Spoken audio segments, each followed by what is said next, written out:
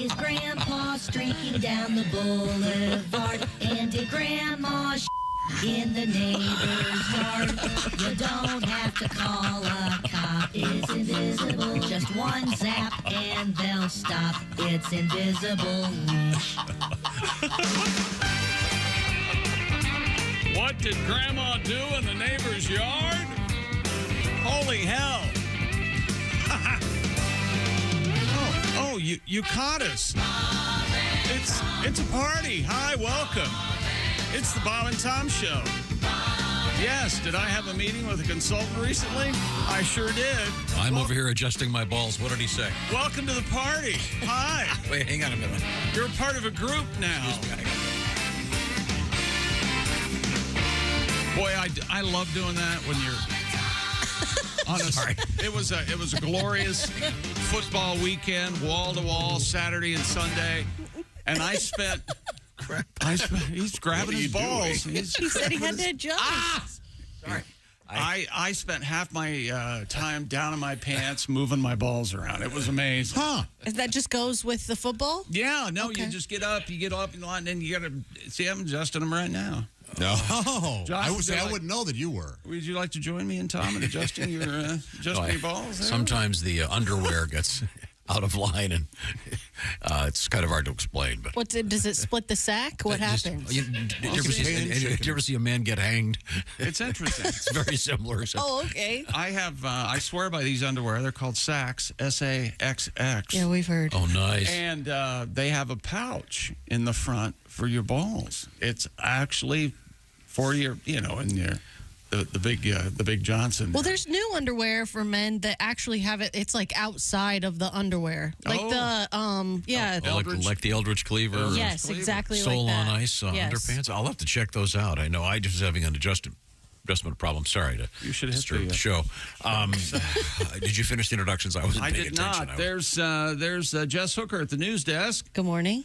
There's Pat Godwin. Hey, chick. Good morning, Pat. How are you? Pretty good. I'm very excited. I know one song we're going to hear today, Pat. Well, that's exciting. What's that? Well, no, I'm not going to blurt it out and ruin it.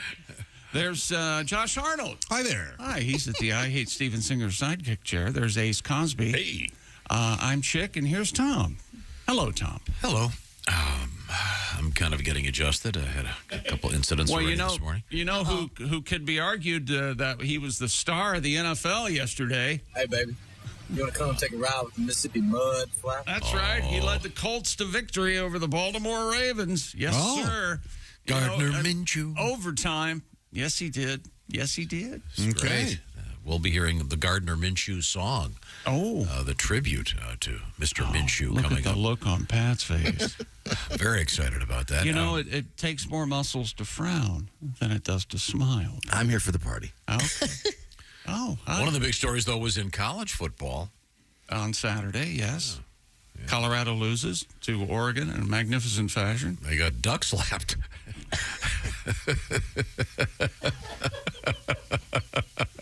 Now, where were you when you thought of duck slapped?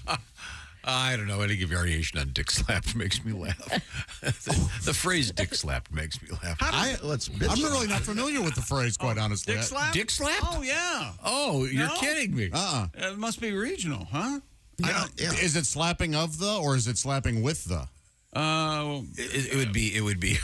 I don't think it's ever physically been done. I bet it has. We'll use it in a sentence. You better straighten up, Rob. I can dick slap you from here. Stuff like that, right? So the implication being you're so manly and so with. Oh, okay. Yeah. Okay, all right. Yeah, I'm sure it's happened at the Christopher Street at the Ramrod Lounge. All right. I think it could happen in a heterosexual relationship too. It could. Yeah, but it's funnier if it's at the Ramrod. Funny. Okay. Now, going around the horn, Ace, how did your team do over the weekend? I haven't watched the game yet. Oh, jeez, I forgot. They lost to the Steelers last night. Okay. Yeah. Ace is a Raider fan. Sorry, Ace. Yeah. Game starts at 8:15. I go to bed at 8. And their quarterback, Jimmy Garoppolo, probably will be in concussion protocol. Oh, really? Sorry to hear that. Yeah. Okay, well, well, he got dick slapped into the dirt. Duck slapped. You see, was the reference? You see, to How do the Colorado losing to Oregon? How does the Oregon Ducks get away with their obvious Donald Duck as their? I don't think that's mascot? Donald. You don't think it's I'll have to Donald look Duck? it up. No, I don't think so. I think it's No, if you look at the Donald at Disney World, okay. different. It's different. Yeah, I think it's amazingly similar. You know, and he does a push-up for every point that Oregon scores. Now, this one just is Donald Duck, right? Let me see. It says Oregon, right? Yeah. Yeah. Yeah. Oh, yeah, for sure. Okay. But the But actual the mascot, the one that's on the field. the mascot on the field. Yeah. It is Think close. so? It isn't the same. It's close. Yeah. But the actual duck went out and destroyed something that said Prime before the game started. And he was hitting this so hard with a baseball bat, his head fell off. Oh, no. And it rolled around on the ground, and he just ran off the field and ran back into the tunnel because mascot code of ethics, you can't be out there without your head on. See, I think the code of ethics would be you have to grab that head. You got to grab the head? Well, he did not. He ran off the field. He left the head. Okay. Oh. His ever leave handler it- got his head. Yeah, you ever leave any head behind, Oh, Tom? God. Back to your original question. Boy, that's mighty close. Yeah. It's close enough, but you know it's not that close if they haven't Exactly. been told to stop using it. Yeah, they're Disney's quite litigious. That's true. They'll let you know if they think you're in green. In any event, the Ducks win. Yeah, over Colorado, which was okay. That was expected. I told him by it's that going to much. happen. Yeah. He's Wasn't forgotten it. it a 21 points? Colorado had 21 points, and they needed 40, I think, something like that. But that wasn't the most lopsided score in sports over the weekend. No, it wasn't. Are you talking about the Washington football team losing to Buffalo 37-3? No, you're not talking about that. Yikes. You're talking about, thank goodness for the Denver Broncos. The Miami Dolphins scored the most points in a game by an NFL team since 1966, beating the Broncos 70-20. Wow. Rookie running back Devon Achane, 203 yards rushing, and Tua. Devon Achane. Devon Achane. The record set 19. Thank you for. Oh. Do you remember when he was on I Love Lucy? Wayne Newton. Remember that? That's who sings that?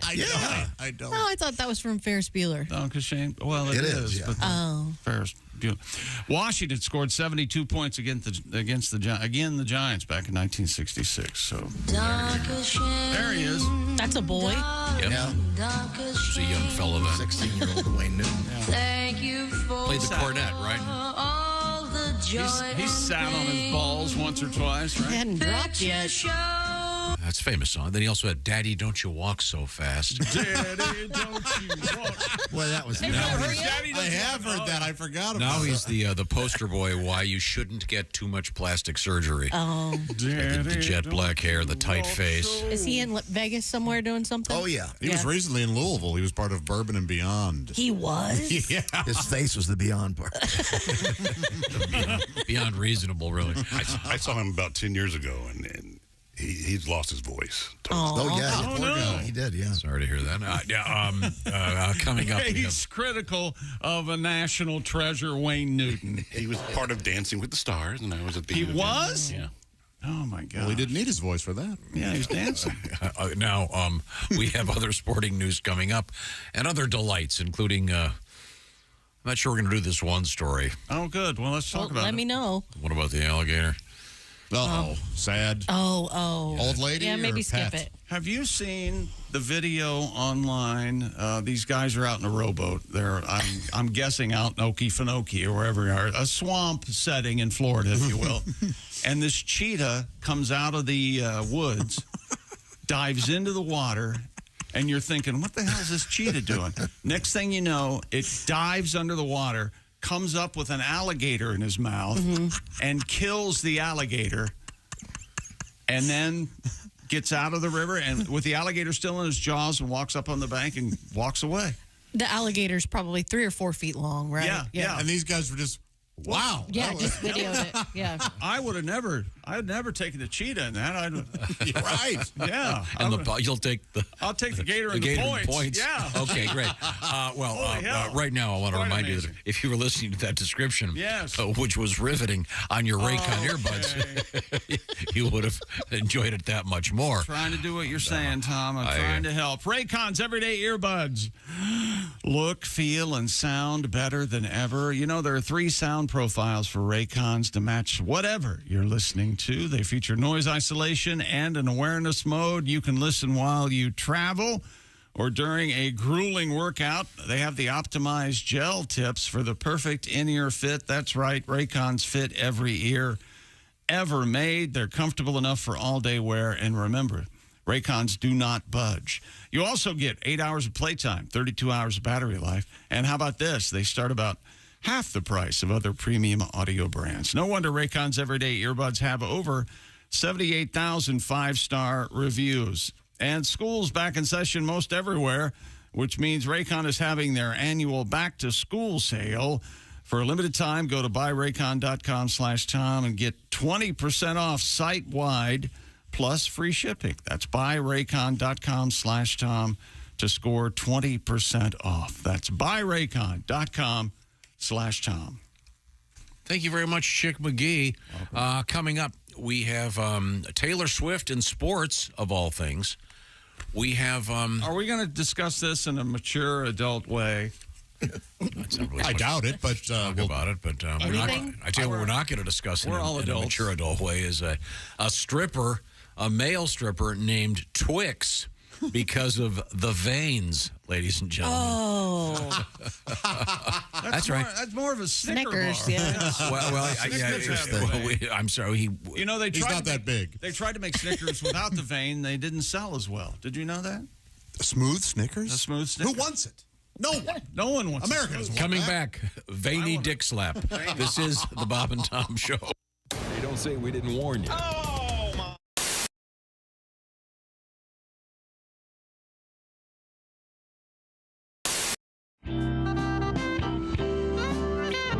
I get in a lot of awkward situations, I feel like.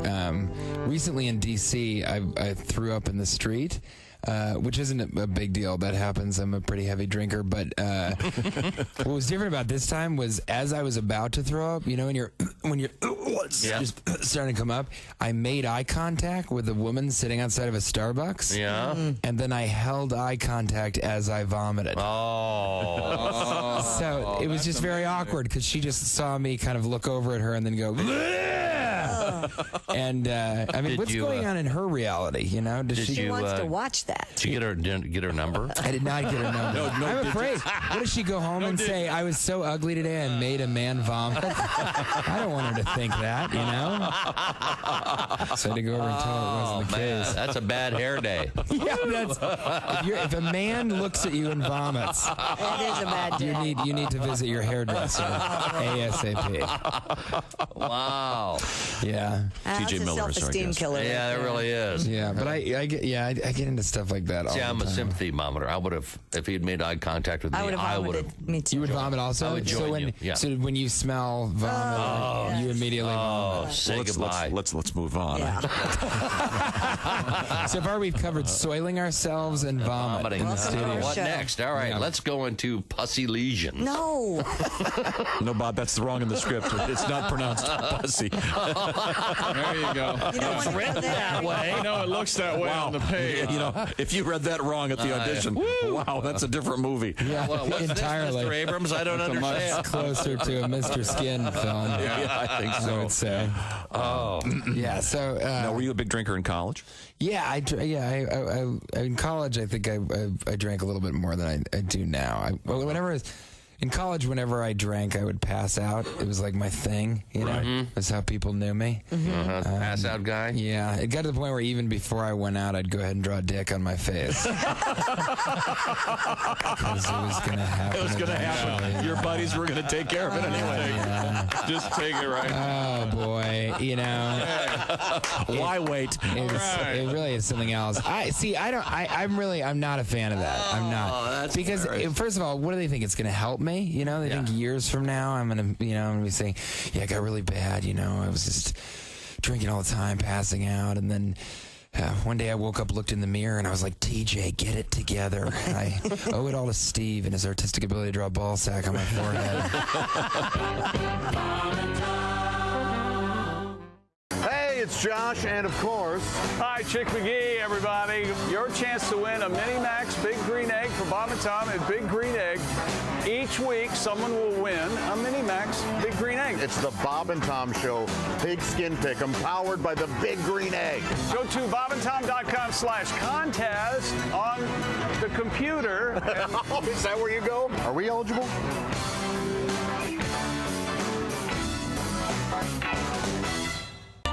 Hey, are we there yet? Are we there yet? Are we there?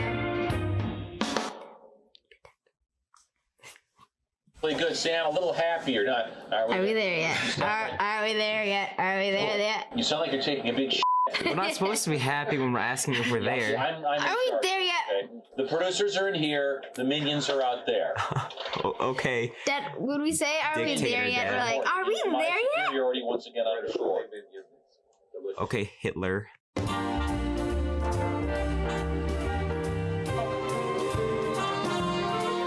Are we there yet? Are we there yet? Are we there yet? Hey, are we there yet? Are we there yet? Are we there? Diction. Are we there yet? Are we there yet? This is not English class. Dad, That much of a T. you sound like Mrs. Marshall. That's who you sound like. I hope Mrs. Marshall doesn't have a voice as deep as mine. And she teaches music too. And you're like, are we there yet? I hope her voice is half as mellifluous and as witty. Okay, now I sound like my English teacher, but if Lewis. Quit making up words. Here we go. Let's go. Try it again.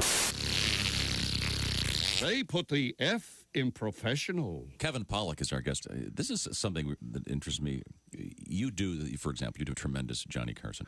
What are all of your guys going to die off pretty soon? I mean, you've got, is that a concern? Because one of the things about our life now, with all these TV channels out there, there's so little commonality. Yeah. You know, we're the classic impressions when we were coming up, you know, was Edward G. Robinson when we were little kids. We're going, who the hell's that? Yeah. And now you've got people in their 30s going, Johnny who? Well, that's why I had to bring along Christopher Walken. There you go. For the kids who love him. I'm a hoofer at heart. I don't know if you saw the Fat Boy Slim video, but I kick it old school. That's great. Have you interviewed Christopher Walken? Oh, really? Welcome back to the Bob and Tom Show. There's Jess Hooker at the news desk. Hello. There's Pat Godwin in the performance room. Hey, chick. There's Josh Arnold. Hi there. He's here. There's Ace Cosby. Hey. I'm Chick McGee, and here's Tom Griswold. Thank you very much. Looking forward to a great day here. Now, for some reason, we were talking about... we certainly have it planned, right? No, I have no plan at all. I'm just planning a couple quick things here to make you happy. We were talking about Wayne Newton. How did that come up? Wayne Newton. The player who sounded like Dunkashane. Oh, yeah. He's running back for the Dolphins. What's his name? Devon Ashane. Oh, wow. He does sound like... Everybody, Devon Ashane, whatever his name was. Thank you for all that game you play.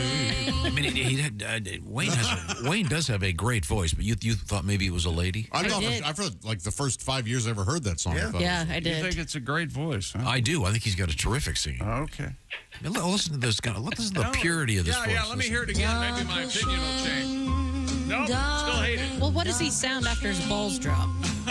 He didn't get much lower. He didn't, really? Well, now it got lower. It's real low, Yeah. But he's the really deep voice in the Oak Ridge Boys now. He's Papa Mama. He's one of those guys in Vegas that he had like a bad pencil thin mustache and just jet black Elvis hair. And kind of pudgy and wore the tight tux. I remember him. He did a lot of cameos on TV when I was a kid. Yeah. But Pat, you have a tribute to? Sure. Oh. Well, I heard a girl sing Donkey Shane, and I tell you I was blown away. I saw the song sung on TV, and it was a dude, yeah. He's a Vegas act, plays drums and sax, dyes his hair a dreadful black. Had work done on his face, looks like a mutant.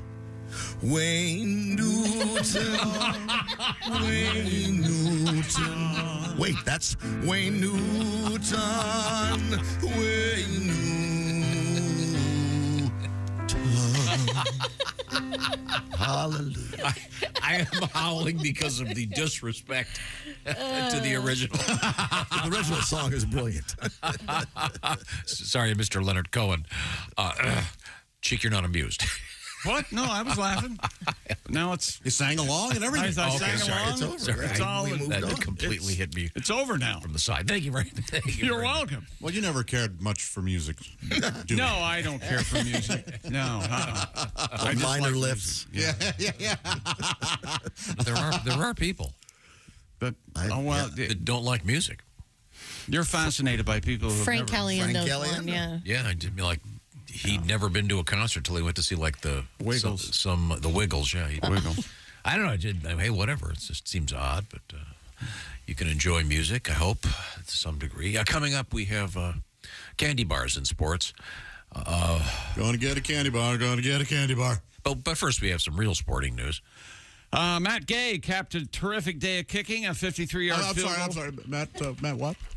Matt Gay, G-A-Y is his last name. You okay? Did you hear the guy's last name? Calm down.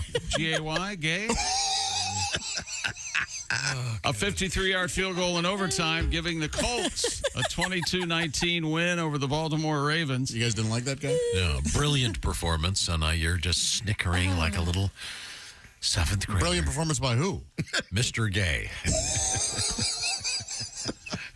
Gay made 4 kicks from beyond 50 yards, including that 53-yarder that tied in the final minute of regulation. His chance in overtime didn't come until after both teams had been stopped on 4th down near midfield. Gardner Minshew, playing in place of injured rookie Anthony Richardson, 227 yards and a touchdown for the Colts. Gardner could be the player of the game in that one. What do you think of that, Pat? I think it was a great game. He was great. Are you ready to... oh, yeah. We're going to be trotting out the latest version of the Gardner Minshew song. I'm excited. You're not doing a song about that other player you were talking about? Yes, we're going to do a... You mean Matt Gay? That's it. I love the laugh. We're going to do a little Peter Allen tribute. Yeah, a little. Is that right? When my baby hikes the ball, I kick the football through the uprights. Jordan Love. You okay with that one? Especially if you talk about both those guys. If you think I'm married, it'd be Gay Love. Matt Gay Love. Be okay. Listen, it's okay with me. Whatever they want to do. Jordan Love rallied Green Bay from 17 point. It was 17-0 New Orleans in the 4th quarter. Packers win 18-17. Wow. Over the New Orleans Saints there at Lambeau Field. And that brings us Rogers Schmodgers, am I right? That's right. Aaron can don't let the door hit you in the, and Patrick Mahomes, my man, he threw 3 touchdown passes, 2 of them from Jerick McKinnon and Chiefs routed the Bears 41-10 in Kansas City. Travis Kelce also had a touchdown catch for the Chiefs, and that brings us to Taylor Swift was spotted watching the Chiefs game from a suite, if you will, at Arrowhead with Travis Kelce's mother. So she's dating Travis Kelce's mother. That's weird. Donna. Speaking of gay. Donna. Oh, God. Swift was photographed wearing red and white while watching the game alongside Donna from one of the glass-enclosed suites. Rumors. Oh, Donna.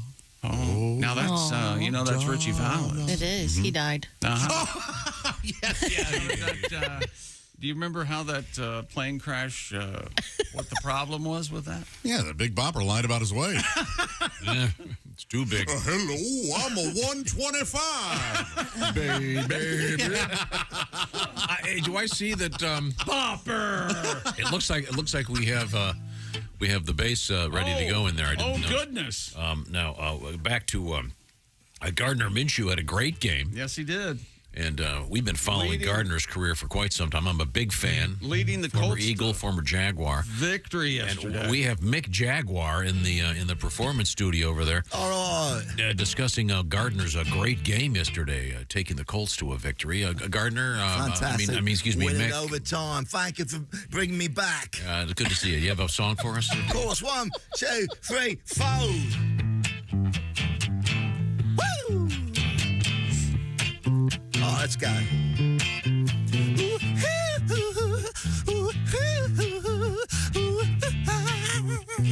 Oh, sounded good this morning.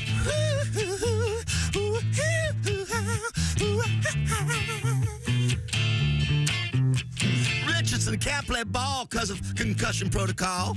It's an issue. So Gardner's in the game. Didn't know he had a middle name. Gardner Flint Minshew. Let's sing it, boys. Gardner Minshew. One more time, it's fun. Gardner Minshew. The Colts came to play with Zach Moss and Matt Gay. Better grab your tissues. Baltimore. Matt Gay. Matt Gay. Matt Gay. Oh, stop.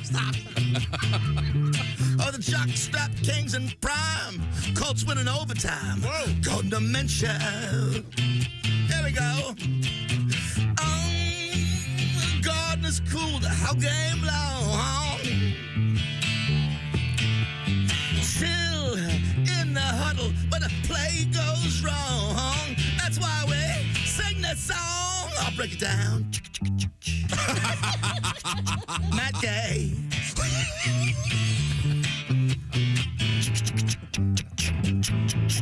What's the matter? Matt Gay. What's the matter with What's the matter with Matt Gay? Hey, Gardner, you the man. You set up those raving fans, and here Bob and Tom were dying to make you. You got a stash just like a broom, exercising naked in the locker room. We'll tell dick jokes like we used to. No chick, just dick. No chick. Matt Gay. And no chicks with dicks. Like we used to. One more time.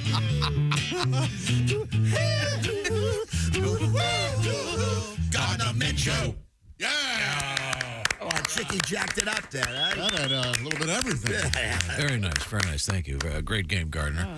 So I'm sorry. So Travis Kelce's mom and Taylor Swift are dating. Is that what's going on? Yes, that's exactly right. Yeah, you can see. I don't know when it was. You got that right. At some point in the game, they were on her and his mom, and you hear her, and you can read her lips, and she says, "Let's effing go!" Yeah, like she's just plain as day. Yeah, she seemed very supportive. Okay. And then toward the end of the game, of course, there are always people with cameras focusing on, and they were taking video of her, Taylor, cleaning up the suite.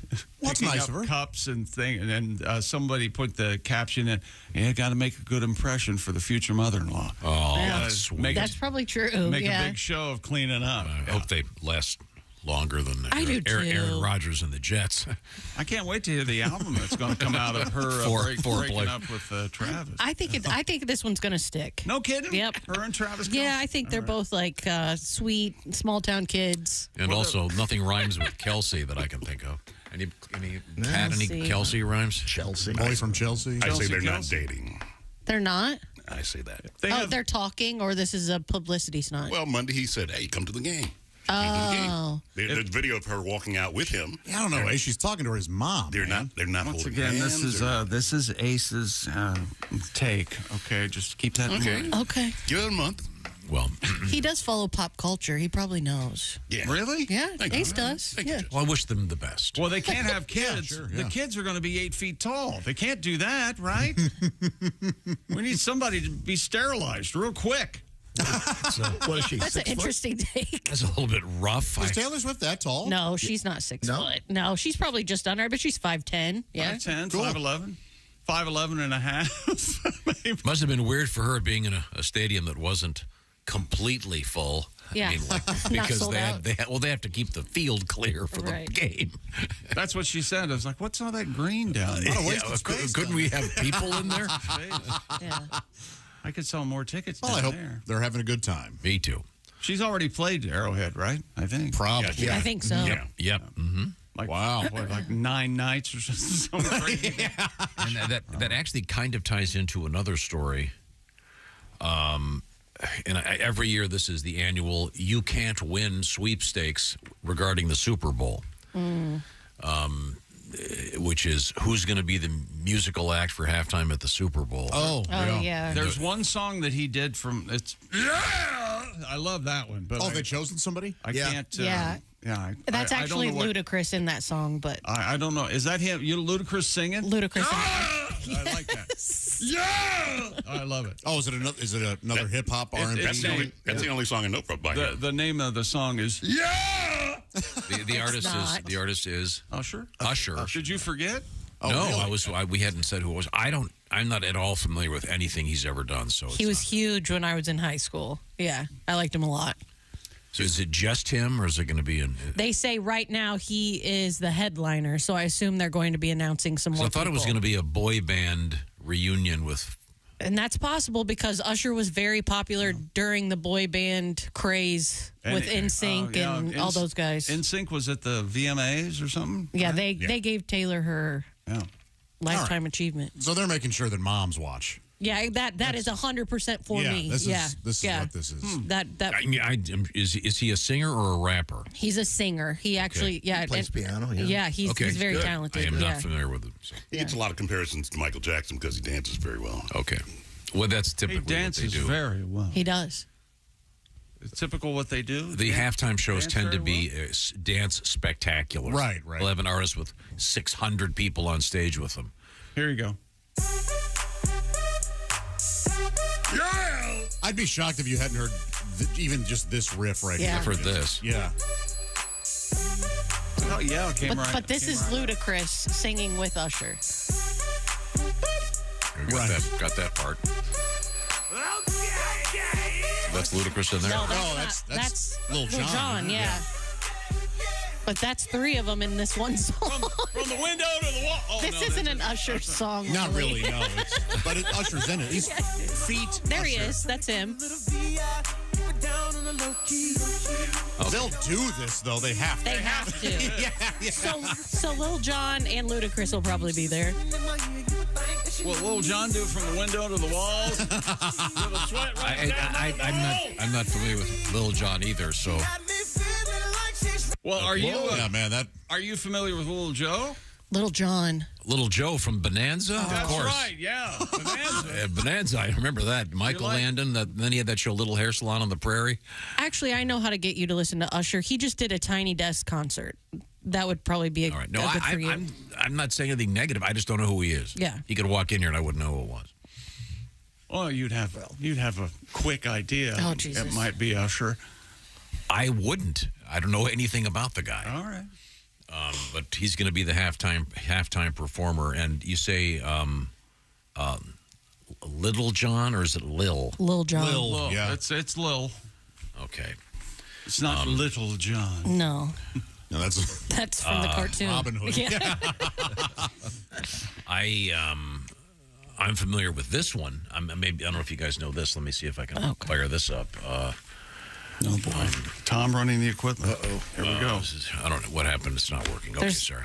Is the Q thing again? Yeah, I don't know. It's not happening. Huh.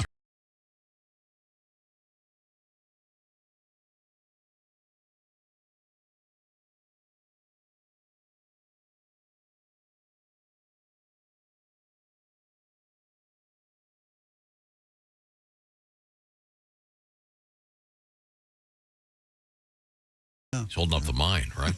He was for a while. So they could get out. That's a great song. It is a great song. Jimmy, Is it a song? That's the pre-sausage Jimmy Dean. It's more spoken word than anything. Do you consider that a song? Don't they have the background singers? Yeah. They sing a little. John, Big John. That's one of the classic story songs of all time. Does Lil John do that one? No, he doesn't. No. I guess he couldn't really hold up the beam much. This song is Get Low. Since he's so small. Right. Get low, get low, get low. Lil, why'd we go with the Lil guy to hold up the beam? Aren't there a lot of Lils? Yes, sure, there yeah. You got your little Stevie Wonder, remember back in the day? Yeah. That's what they called him? Yeah. I didn't know He that. was little Stevie Wonder. Now he's 12. The fully adult Stevie Wonder. Remember, So is Lil going to stay Lil? Or does he? Lil Bow Wow? Wasn't Lil Bow Wow? Yeah, he was too. Now he's just Bow Wow, though. No, he grew up. At what age did you drop the Lil? Is there a standard? We'll explore 18. that. In the meantime, you didn't want an answer. Josh, Okay. you've been doing something to your house, I understand. Quite a few things. Mm-hmm. And who's helping you? Of course, it's Angie. Angie's made it easier than ever to connect with skilled professionals to get all your home projects done well. If you own a home, you know how much work it can take. You've got that everyday you got that everyday maintenance, you got those repairs, or something positive. Those dream projects you're trying to make a reality. Well, no matter what you're working on, it can be hard just to know where to start, but not when you Angie that. When you Angie that, you find a skilled local pro who will deliver the quality and expertise you need. Angie has over 20 years of home service experience. They've combined it with new tools to simplify the whole process. Go ahead, bring them your project online or use that Angie app. Answer only a few questions, and Angie will handle the rest from start to finish. Or Angie can just help you compare quotes from multiple pros and connect with them instantly so you know exactly what the charge will be, what the timeline will be. No hidden costs, nothing like that. That means you can take care of just about any home project in only a few taps, like I did when I needed to get some trees removed. That means getting the most out of your home will be easy with Angie. Go ahead, Angie that. Download the free Angie mobile app today or visit Angie.com. And remember, that's ANGI.com. And thank you, Angie. Thank you very much, Josh. Hi. When we come back. How are you? I'm just over here trying to find out I know. who Usher is. We have sword swallowing in the news and great news from the world of flamingos. That's right. The pink ones. This is the Bob and Tom Show. Got something to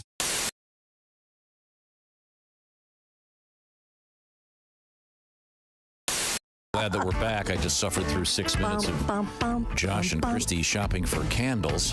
No, we weren't. You weren't even paying attention. Yes, and then Josh goes, I've got a coupon. No, we were looking for an avocado tool. Yes. You tool. And you know what? Oh, I'm Yes. sorry. I do have a coupon, and what's wrong with that? And he goes, I'm going to go to Bed Bath & Beyond today because I have a coupon. And he'll get a coupon. I'm going to get candles and an avocado tool. Yep. What I'm going to pen it and a T-shirt. What kind of candle are you getting? What flavor candle are you looking for? I like pumpkin. That's right. Oh, now's a good time for that. Yeah. Good time of year. I'd object, but I happen to have Do you ever go into a candle myself, so end of my Do objection. you ever go into a store and pick up something and you don't really look at the price and you take it up to the register and they go $101.98 and you go, what? I did that. $101.98? I bought 2 candles. You know those 2 little wooden candles I have on the kitchen? Yes. Those are $50 a piece. No kidding. I mean, I couldn't believe. That's why off the air I asked Kristi, why are candles $95? Yeah. And I said, what? Because people are stupid enough to And pay it. being a media darling, I couldn't say, well, I just need to put this back. Yeah. I'd rather not pay $50 for a candle. But I said, I'd wipe my butt with 20s. I don't care. Boy, Now, was it an anatomically correct phallic candle of some sort? Yes, I could use it to aid my masturbation. That's right. Oh. I should probably use Something help from the instead of- Liberace. Kristi, to answer your question, What was my question? when you guys were talking about avocados, you asked if there was an avocado vodka. 10 best avocado drink alcohol recipes. There are, yes, You can something make called drinks with- avocado I'm vodka. sorry, what? Avocado too, Tom. No. I think Chick does also. Avocado. That's a Russian bluegrass band.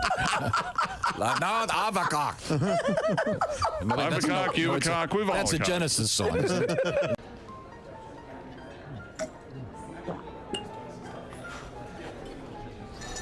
You took my breath away from the moment I first saw you. Will you marry me, Dolly?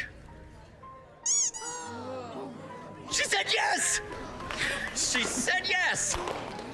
It's not a real person. It's not a real diamond. Real, natural, earthborn diamond. For your real love, from a real jeweler you can trust. Steven Singer Jewelers. Now, good luck.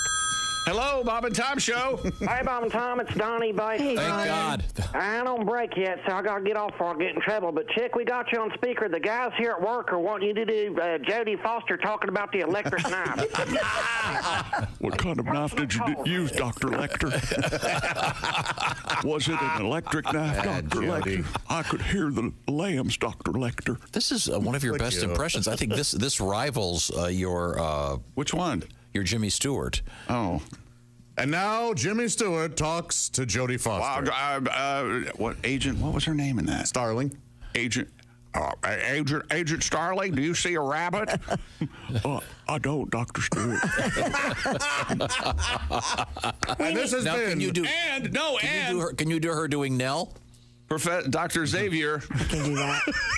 Chickapay. Jody. Get in the car, Jody. Please get in the car. It's not Jody. It's... Oh, yeah. No. See, that's why I couldn't be an actor in a movie. I'd call them by their real names. Clarice. Cut! Oh, Clarice, will you change my diaper? Oh, God. Made a boom boom.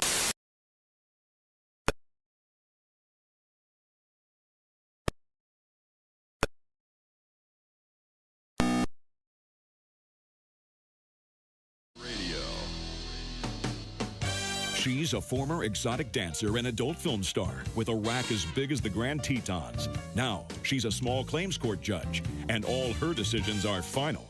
Catch the hot new show from Bob and Tom Television. She's sexy. She's stacked. She's Jugs Judy. This court is now in session. And before we get started, let's take a moment to let our bailiff introduce himself. Hi. I'm Bob Gavoyan. Jugs Judy, may I say that you look absolutely stunning today. You certainly are one gorgeous lady. Why, thank you, Bob. You keep flirting like that, and my gavel won't be the only thing getting banged today. Oh my, it's a little warm in here. Does anyone mind if I loosen my robe?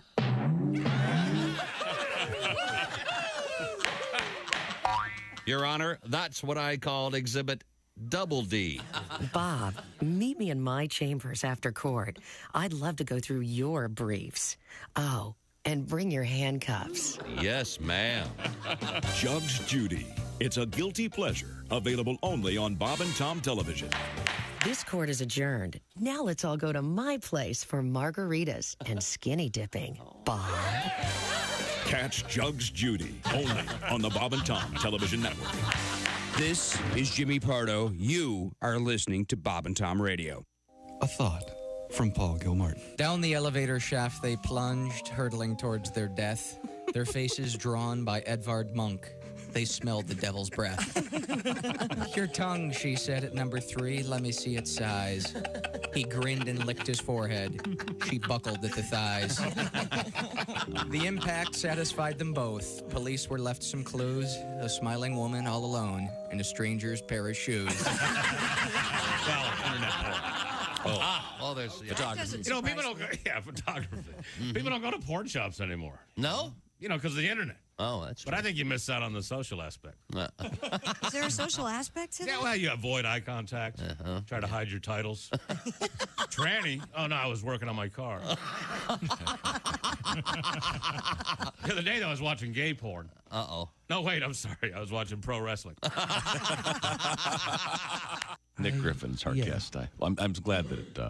I'm glad everything's okay now. Yeah. Now, are you dating at all? Do you see anyone? Are you? No, I don't. I mean, I tried, they're doing that internet dating, which... Have you tried that? I have tried it, yeah. But I don't see a future in it because there's no story if you do get married with your kids. I was checking the box score and then I double-clicked on your mom's head. Bob and Tom. For your information, these are two of the worst kids I have ever encountered in my life, and I work the state fair. We went up. Hey, welcome back to the Bob and Tom Show. Kristi Lee taking a day off. There's Jess Hooker at the news desk. Hello. There's Pat Godwin. Hey, chick. Hey, how are you? Pretty good. Good. There's Josh Arnold. Hello. He's the I Hate Steven Singer sidekick chair. There's Ace Cosby. Howdy. I'm Chick McGee, and here's Tom Griswold. Well, thank you very much. I'm trying to figure out who Usher is. He's going to be doing the halftime show at the Super Bowl. Mm-hmm. He's kind of been around for a while. Yeah, I just am not familiar with his work. A singer, apparently. He is a singer. He's sort of the same era as R. Kelly. Guess probably he won't be there, huh? No. Well, I mean, maybe he can get out for good behavior, right? I don't think so. But this will be another one of those. He liked peeing on people, didn't he? Okay, that's not the problem with R. Kelly. Let's move on. Other artists that may be involved. Guesses. Yeah, if only R. Kelly were in. Yeah, exactly. No, I think that I think it's a good way to set up the boy band thing. Because, like I said, he was very popular. Usher was very popular when the boy bands were also. Like Bobby Brown and those guys? No? No. Oh, New Edition? Way before that. They were way before Usher. No, NSYNC and Backstreet Boys. Bay City Rollers? Way after that. SATURDAY night. So the late 90s is what I'm talking about. They were talking about getting Taylor Swift, and she apparently said no because she doesn't really need the Super Bowl right now. No, don't you have to pay to do the Super Bowl? Like they don't pay you, you pay to do it? Always been the scuttle, yes. Yeah. Well, it'll be nice. If Usher's doing it, who's going to be watching the people getting seated? A lesser Usher. Yes. Usher! Isn't there a Bugs Bunny cartoon where he's yelling for the Usher? I'm sure there is. Oh, man. I mean, it's one of those you can't win things, no matter who you pick. I mean, if you think it's going to be Taylor Swift, it's like going to get the iPhone 15. You come back with a StarTAC when they announce that it's Usher. That was a great phone, by the way. StarTAC was a great phone. Those were cool. I love those. Those things, so you could throw them out of a 10-story window and they'd work. They're amazing. But that was the old technology, right? The analog? I think, yeah, that was my first phone. I don't know. But let's just move forward in the world of sports with Chick McGee. What have you got over there? One last thing it looks like over here. This is not a world record. Did you send me any world records today? As far as my records show, there's no world records. We have a world record guest this week. Oh, yeah, that's where maybe we're saving it for that. That's right. Yeah. You think? Yeah. I got it right here. Yeah, he does. Well, that's handy being over there. Well, no, this is just a promotional announcement. A friend of the show, Don Stuck. Is that his actual name, or is that like a... That's his real name. Really? Yeah. Wow. Known him my whole life. I've seen his driver's license. Okay, it just sounds like one of those radio names. No, that's real. Why would you pick Don Stuck? He's Don Stuck the second, actually. Because he's stuck in the air booth with some tunes for you. No. With some tunes. I can't get out, but I can get out the. I can get the lead out. I can get the lead out to get the wattage into your cottage. Wasn't he stuck in the night? Remember? Stuck in the night. Yeah, that was originally his overnight shift. Yeah. And he's an actor. And he is an actor. He lives in Chicago now and does a lot of. You might know him from Chicago Fire or Med or PD. Like PD. Yeah. Yeah, there's all great shows. He's good friends with Jussie Smollett, isn't he? No. Oh, I thought he talked Jussie into doing that whole thing. That sounds like something Don would do. Yeah. That's hilarious. Obscure. Hey, you want PR or not? Huh? Yeah. Don is joining some friends. They're going to try to set the world record for the longest nonstop version of the song Freebird. Oh. They hope to play the song Freebird for 8 straight hours. Wow. Mm-hmm. And one of the former Skynyrd guitarists will be joining them from Nashville, Tennessee. Oh. So. Is that right? Yeah. Yeah. This is really kind of cool. They've got more than 60 people lined up. So I assume that they get up there with a band and then they just rotate throughout the day. Yes. Okay. Does anybody have to stay up there the whole time? I don't think so. Okay. I think whatever the group they start with, one of them has to be up there at all times. Okay. Are they allowed to do a drum solo? Oh, I don't know. These are questions for Don. Yeah. Okay. Well, we're going to talk to him about this. Yeah.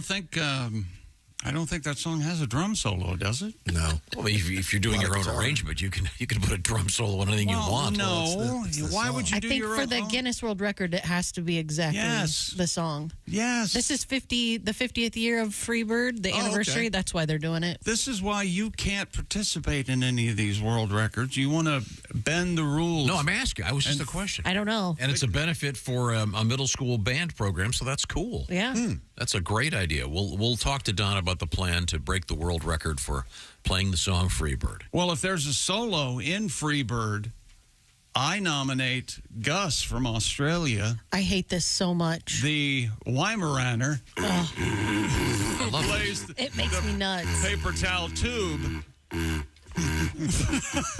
Now, someone... Why don't you like that? I don't like the noise. I don't like the dog. I don't. You don't like it's a the Weimaraner. I don't like it. But mostly she doesn't like the joy it gives you. Now, mind your business, Josh. Now, this is a. Now here we you're have onto something. Now we have a special mix. Once again, that's the real dog. That is a Weimaraner making that noise. That's right. And here it is. What's this called? A jam. A mashup? And a mashup. That's an amalgam, if you will, of two sonic pieces. One of them is a very famous one from the band Iron Butterfly. And listen carefully here. That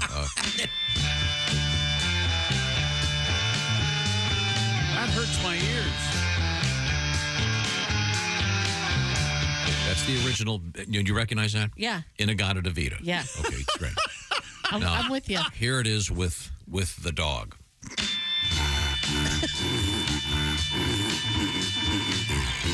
Pretty close. That is very good. Now do you like it, Jess? I like it a lot better. He did the end. Love it. Thank you, Dean. Oh, that's funny. Okay, I'm sorry. We've lost our... That took Dean 23 hours. Where is... You're all weekend? Yes. I believe Could you be a little bit more dismissive, Tom? Has it slept? Could you try that? What do you mean? We'll be back with more sports. Okay, and I will dig up a world record for you. It'll make you happy. I hope so. Okay, not sure I make him happy. Sort of. It's me. I'm sorry. It's gonna be You're right. Twix suckathon. This is the Bob and Tom Show. Thanks for listening to the Bob and Tom Show this morning. Catch any part of the show you missed later today on our YouTube channel.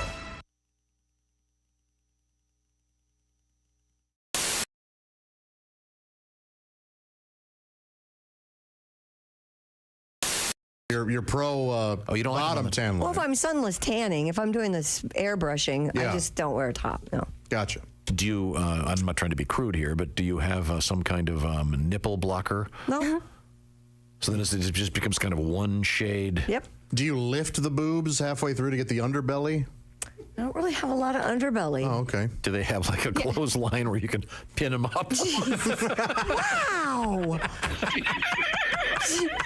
I'm quite proud of my boobs. You should be. Nice. They do look Thank good. you. Yeah. But even the nicest boobs have the underbelly. Chick's getting a car. He left. I don't have much of one. I'm very. Hi, everybody. Chick McGee here from the Bob and Tom Show. I want to tell you about the NFL season coming up. We got together with the folks at Big Green Egg, and each and every week, you're going to have a chance to win a Mini Max Big Green Egg during the Pigskin Pick'em program on the Bob and Tom Show. Just in case you were wondering, Cool Whip is winning. Cool Whip is winning over Ready Whip on our survey. It's 31% Unbelievable. 31% Ready Whip and Yeah, I told you. 69%. Yeah! Nobody else votes. The voting is done. You see, baby. All right. We understand. We understand where everyone's body parts are. Thank you very much. That's Sitting or standing or You're what. the yin, I'm the yang. Now take my big fang, put it right. All right, we got it. I mean, Do you want to say Where no one knows You want you. a different mic so you can stand yeah, I up? want to stand because I mean, this is a real. Well, you can turn that up into a standing mic if you, You can take that out so of the desire. socket there. It'll. Oh, if I can hold it. Oh, look at look out. Wait a minute. Now Just take the whole thing out of the stand. Yeah, you can take it out if you. There we go. Oh, and then. I'm feeling good. Hey, Chickster, how's it going Now, over there? we have a 30-second snippet of the music. Does this music start? Are you aware of where this starts? Do you have enough intro and? You know, me and old Dino practiced it once or twice, so we might be able to figure it out. All right, well, we'll see. I'm going to have to ride the volume here, make sure I get it right. Ready? Yeah, I think so. Here we go. Oh, boy. No one can hold you down if you really want it. Just steal your destiny right from the hands of fate. Reach for the cup of life because your name is on it. Do you really want it? Do you really want it? 2-E-O. Vida Loca. Go. Living La Vida Loca. Idiots. It's a lay. Oh, it sounds just like Living La Vida Loca. Sounds just like living La Vida Loca. Perhaps our arguments were with Ricky Martin, not even with you. I think maybe. I've never been more disappointed. So what we're supposed to go ole. Yes, guys, come on. This is a give and take song. Let's try it again. Just steal your destiny right from the hands of fate. Reach for the cup of life because your name is on it. Do you really want it? Right. Do you really want it? Yeah. Ole. 2-E-O. Ole. No. Tonight's the night. We're gonna celebrate the cup of life. Ole. Now, Now, wait a minute. In our defense, it's living La Vida Loca, only redone. Yeah, it is for the most part. That is very judgmental of you. Well, I'm sorry. Well, it does sound very similar. Sounds very similar. I do love the song "Living La Vida Loca." I will say that. Do you do that one? I will. It's a great song. I don't do that one because it's not as much fun with the audience.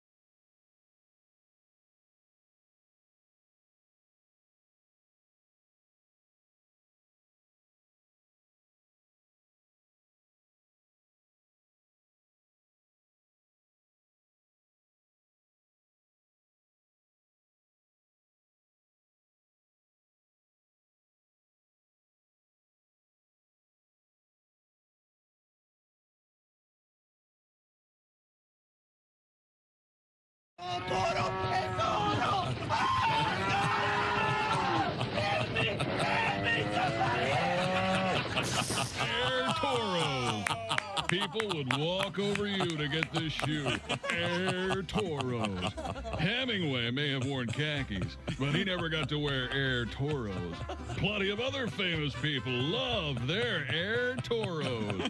People like Gore Vidal, Bruce Hornsby, Red Skelton, and the Chicago Bulls. So, hoof it on over to your favorite shoe store, Air Toro.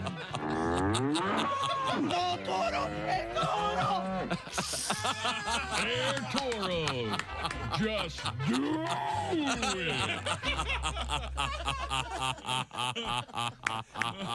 Hey, everybody, this is Todd Snyder, and you're listening to Bob and Tom Radio. And we're talking with comedian Todd Glass. In a relationship, women look down the road, which is positive, but some women look too far down the road. I mean, they can't just take that moment for what it is. Like, I'm at a bar, and I asked this girl to dance. You know, she's like, oh, dance? Oh, sure, I'd like to dance. And we're done dancing. Maybe you go over there. You'll buy me a drink. I'll buy you a drink. A week later, we'll start calling each other. We'll get our machines. Then you'll get me. Then I'll get you. Then we go out on a date, and our friends say we're perfect for each other. So we have our first kiss. Then we decide we're going to get engaged. We get engaged. We have a beautiful wedding. After the wedding, we get back from our wedding. We set up an apartment together. Then we have a beautiful apartment. You get a promotion. I get a promotion. And we buy a big house. We have a house, white picket fence, dogs, 2 kids. Everything's going good. Then you're coming home from late at work. I go, why are you coming home late at work? You go, I'm in love with my secretary. And you're in love with secretary. And you want me to tell the kids we're going to get divorced and they don't have a father anymore? Dance? I don't think so, you sick freak. Lord Coretta is a fine young comedian. Are you a health guy? You look very slender. And I'm not a big health guy, although I'm healthy. I just had a complete physical, and unfortunately I'm at that age where you get the real intense physical. No, yeah. You know, I hope I'm not sharing too much, but the doctor actually stuck a camera in my rectum. It wasn't part of any procedure. He just suspected that his nurse was stealing from him. Bob and Tom. We sent you. Hey, welcome back to the Bob and Tom Show. Kristi Lee on vacay. There's Jess Hooker. Hello. She's at the news desk. There's Pat Godwin. Hey, chick. There's Josh Arnold. Hi there. At the I Hate Steven Singer sidekick chair. There's Ace Cosby. Hey. I'm Chick McGee, and here's Tom Griswold. Oh, Chick. You go ahead. I'm looking for a world record. You talk. We didn't get a, and I'm not. If it went poorly, I'm not trying to point it out, but 3-1 for the shoe-in of the week. Oh, very nice. Weekend. That's great. There you go. Okay, good. 10, a robust 10-16 on the year. So well far. done. So, now you could remedy that easily. Yeah. Because the Monday Nighters, sure, 2 of them, do a couple of triple shocks, nail them, and then nail them and walk away. Who right? is it? Who's tonight? Well, that's an interesting question. Don't ask a question. The Don't know the Eagles, answer to. Eagles at Tampa Bay tonight, and Tampa Bay getting 6. Okay. They're at Raymond James. Is it still Raymond James down there? And the Cincinnati Bengals. Foss, you ever in Cincinnati hosting the Los Angeles Rams. That's right. A rematch of Super Bowl 15. Not that long ago. That's right. And the Rams getting 3 on the road in Cincinnati. So, either of those. Well, we'll take a look at that. Take your time. Let me think about that. Sure. Yeah. Authorities in Spain have announced that a man has died from wounds he sustained after being gored by a bull at a festival on Saturday. Oh, man. I hope it was that soccer guy, so that story will go away. That'd be great. Talk about 2 birds. It was. He tried kissing the bull. Yeah. I'm so sick of that story. Come here, bull. Let me kiss you. The incident occurred at Pobla de Farnals, which means... what is it? A festival of cornucopia. Pobla de Farnals. So what happened to this guy? He got gored in his side by a bull named Cocinero. Killed him? According to reports. Will you shut up? He died from it. He died from... was he a spectater? Real dead. The man whose identity was not released died after arriving at a local hospital. Because his face was gone. So they couldn't identify. No, it was on his side.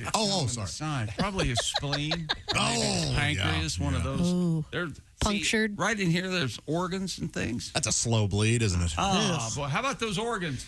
No, they can get to you. Yeah. So was this guy, I wasn't paying attention, was it a spectator or a bullfighter? Bulls are released into the streets and runners dash ahead of them. He was one of the runners, dickless, and a tradition played out in more than 1,800.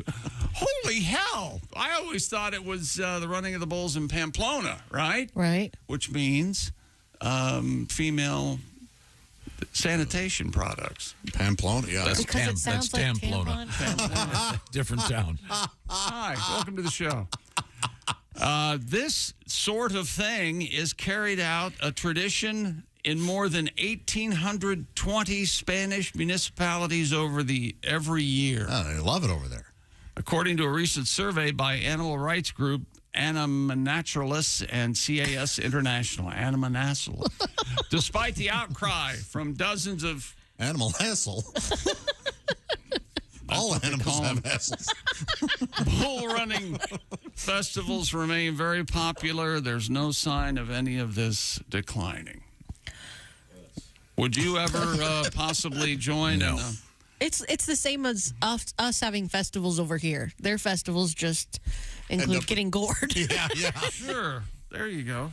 It could be. And they tried to do it here, but they had to be politically correct, and they had to have a wheelchair division, and being with. I didn't know where you were going to go. That wasn't the. Now, if they have bulls in wheelchairs, it's a fair race.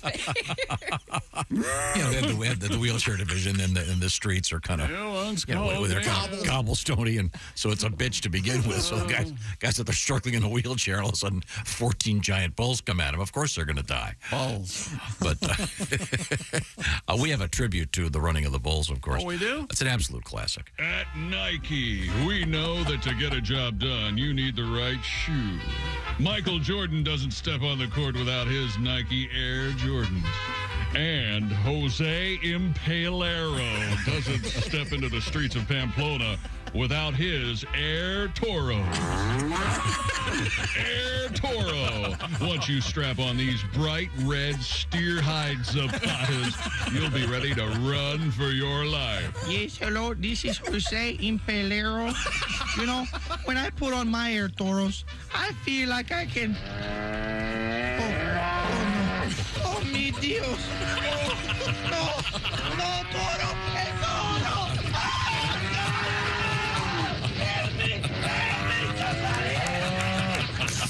Air Toros. People would walk over you to get this shoe. Air Toros. Hemingway may have worn khakis, but he never got to wear Air Toros. Plenty of other famous people love their Air Toros. People like Gore Vidal, Bruce Hornsby, Red Skelton, and the Chicago Bulls. So, hoof it on over to your favorite shoe store, Air Toros. No, Toro, Air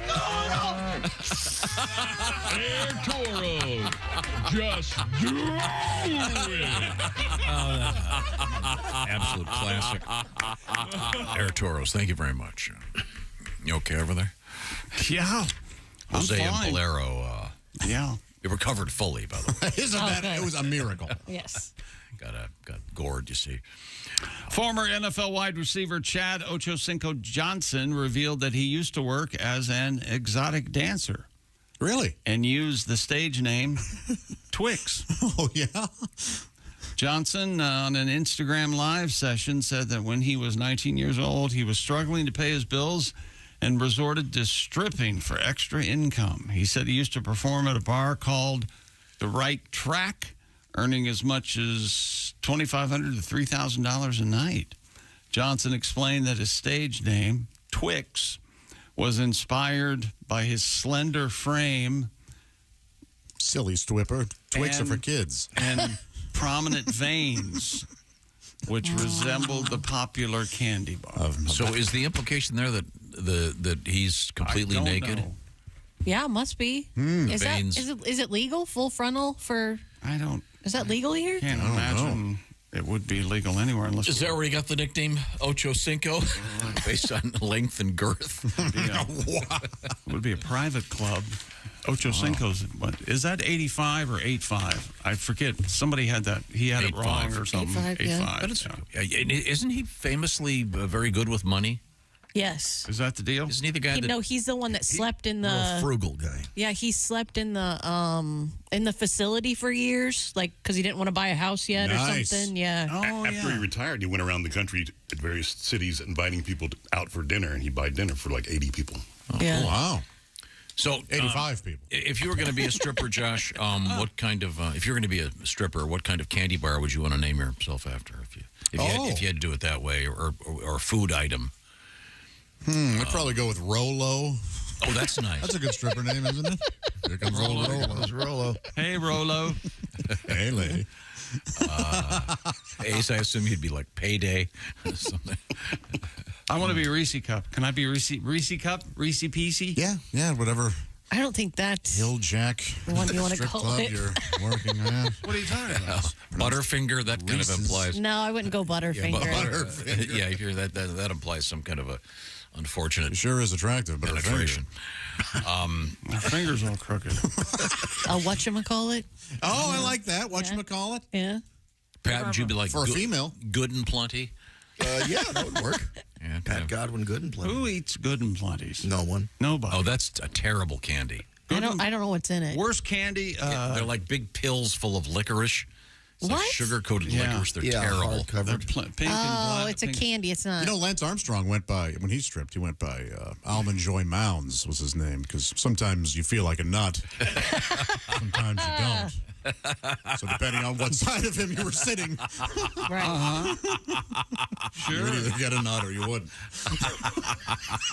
Sorry. Worst candy. Necco wafers. Awful. Terrible. Aren't they awful? Not even a candy, No, man. what are they? Yeah. They're Chalk like discs.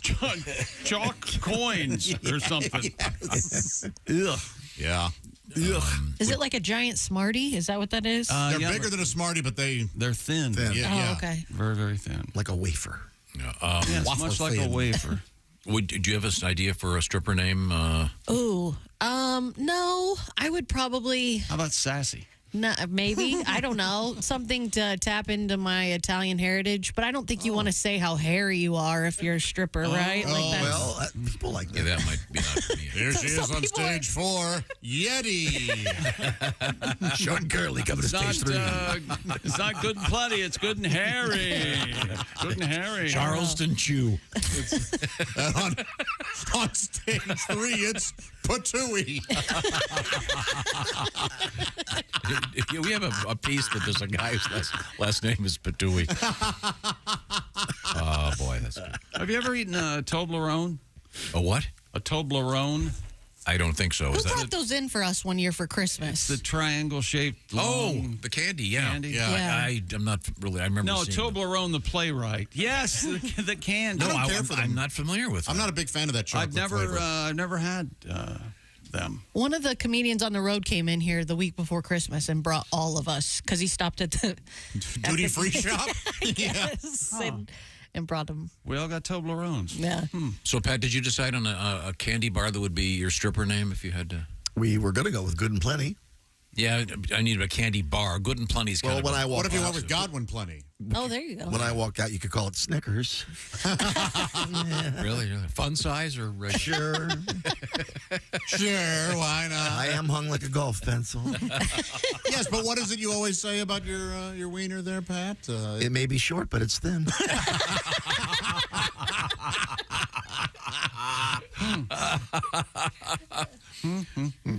Well, you could get 4 other guys and go as Kit Kat. You could be one of the 4. You mean 5? How many pieces are the Kit Kat? Four. 4 or so 2. sorry. 2 in the fun size. Okay, very good. Very good. There's a fun size Kit Kat bar? There is, Sure. Okay. Uh-huh. I've got to buy my Halloween candy. Right now. Why don't you go do that now? Let's talk about what's coming up on the show. I know we have I do have a world record for you. Hot dog. And it's a really good one. I forgot about this. Josh has something for us right now. Josh, what do you have for us? Don't you? Well, I have a lot going on at my homestead. That's right. Things I need to get done, things I want to get done, and no matter what, I'm going to Angie that. That's right. Angie's made it easier than ever to connect with skilled professionals to get all your home projects done well. Because, yes, could I do some of this myself? Sure. Will it look like I did it myself? Yes. Absolutely. Unskilled.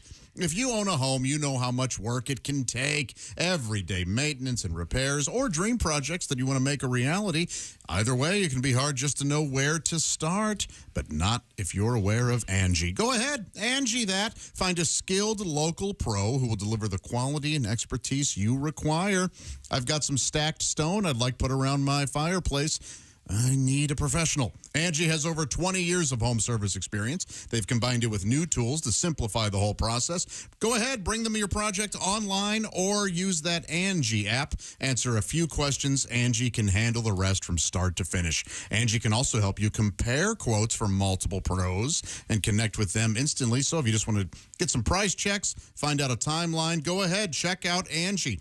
That means you can take care of just about any home project in only a few taps. apps. Because when it comes to getting the most out of your home, you can do this when you Angie that. Download the free Angie mobile app today or visit Angie.com. That's ANGI.com. Thank you very much, Josh. Your hint, world record coming up. Here's your hint. Okay. This is the Bob and Tom Show. Hi, this is Bobcat Goldthwait. You're listening to Bob and Tom.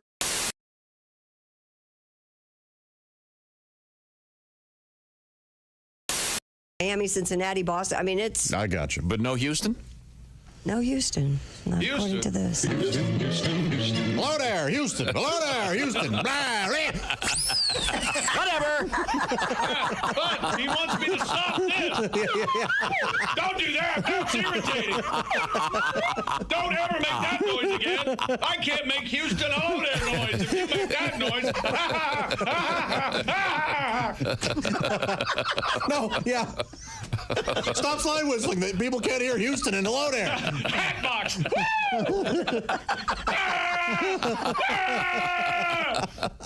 We're watching a show breakdown. Nervous breakdown. June 21st, 2018. June 21st, 2018. Houston. Hello there, Houston. Hello there. Houston. I wish we did all a team of men in white scrubs come in and drag you off while you're Houston. Hello there. We're going viral. Sign up. Breaking away. Yeah, and then they inject you. They inject you with something. 1936. Beatles. That's all. John Kennedy. As they inject you, it's Houston. Houston. Hello there. Happy summer solstice, everyone. Longest day of the year. Oh, my stomach hurts. I think it'd be hard to learn the banjo by yourself. Yeah, I think that would be the only way to learn the banjo. I am legitimately now the owner of a banjo. Is that right? Yeah, I need to get it in here and see if... How did that happen? My dad died. Oh. Thanks. Ladies and gentlemen. So I took his banjo. The amazing, we need some sound, Nino. The amazing Pat Godwin. Ladies and Never gentlemen. ask a question you don't know the answer to. Here we go. Totally knew the answer. I knew the answer, and that's why I knew not to ask. Trust me, there's no one laughing harder than my dad right now. If he were able to laugh, but he can't because he's dead. I would think. So how'd you come by that how'd you come by that banjo again, Josh? Well, my dad died, and it was just laying there. So I thought, well, instead of throwing it away, maybe I'll go ahead and take it. Did your dad play? He did when he was younger, yeah. Oh, okay. I thought he did when he was alive. That's the joke. There you go, Josh. Yeah, I should have said that. Okay, well. I do like porn, but I'm going to ask you guys a favor. We get a lot of emails sent to the show. You can stop sending me porn clips, okay? Thanks, but no thanks. I appreciate it, but I'll be honest, I want to find my own porn, okay? T-Rex doesn't want to be fed. T-Rex wants to hunt. That's...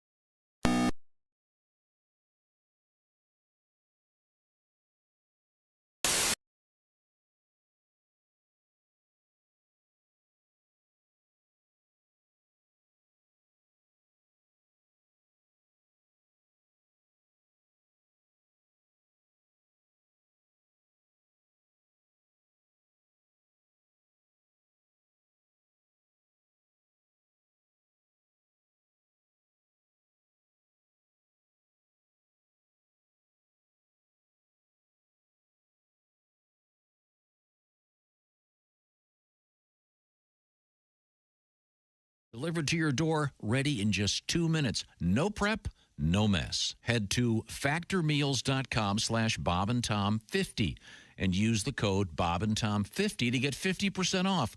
The code BobandTom50 at factormeals.com/BobandTom50 to get 50% off.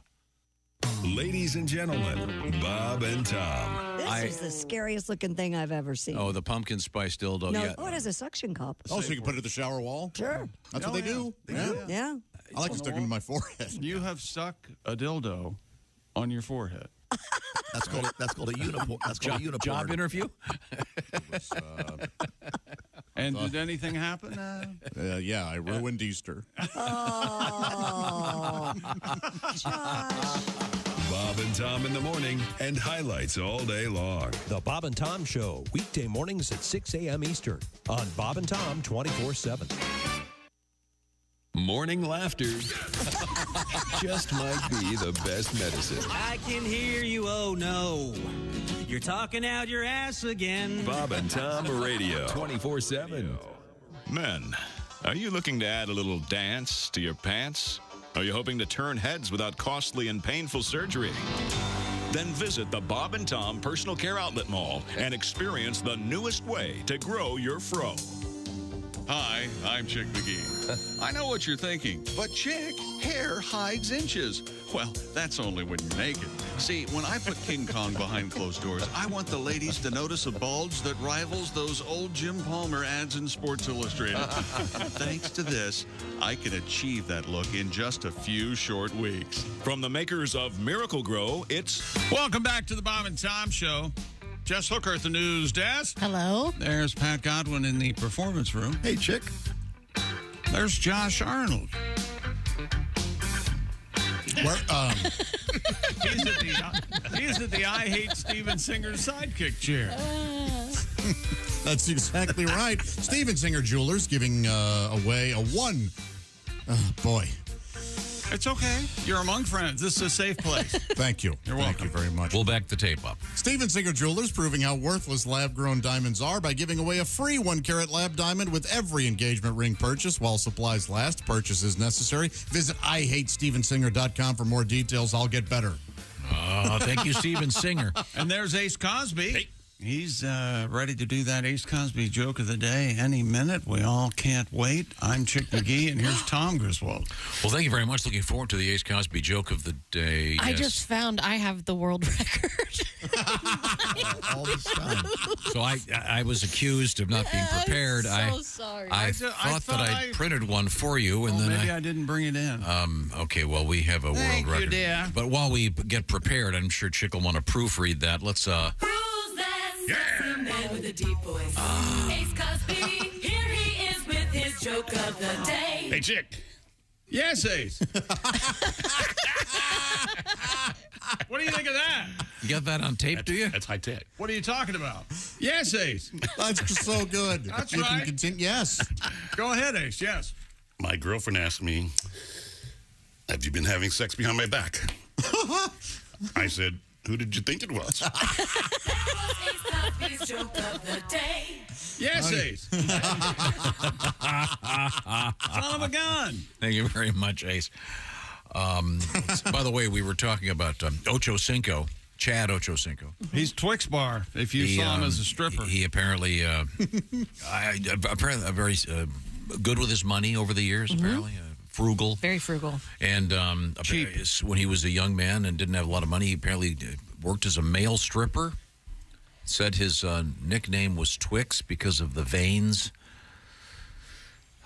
You have to have noticed the Snicker bar and the veins on the Snicker bar. Yeah, so maybe that would have been a better name. No, he said it's the Twix because he was so thin, he was a thin guy. But it also mentions the veins. Yes. Yeah, so he was vascular, or he was veiny, he says.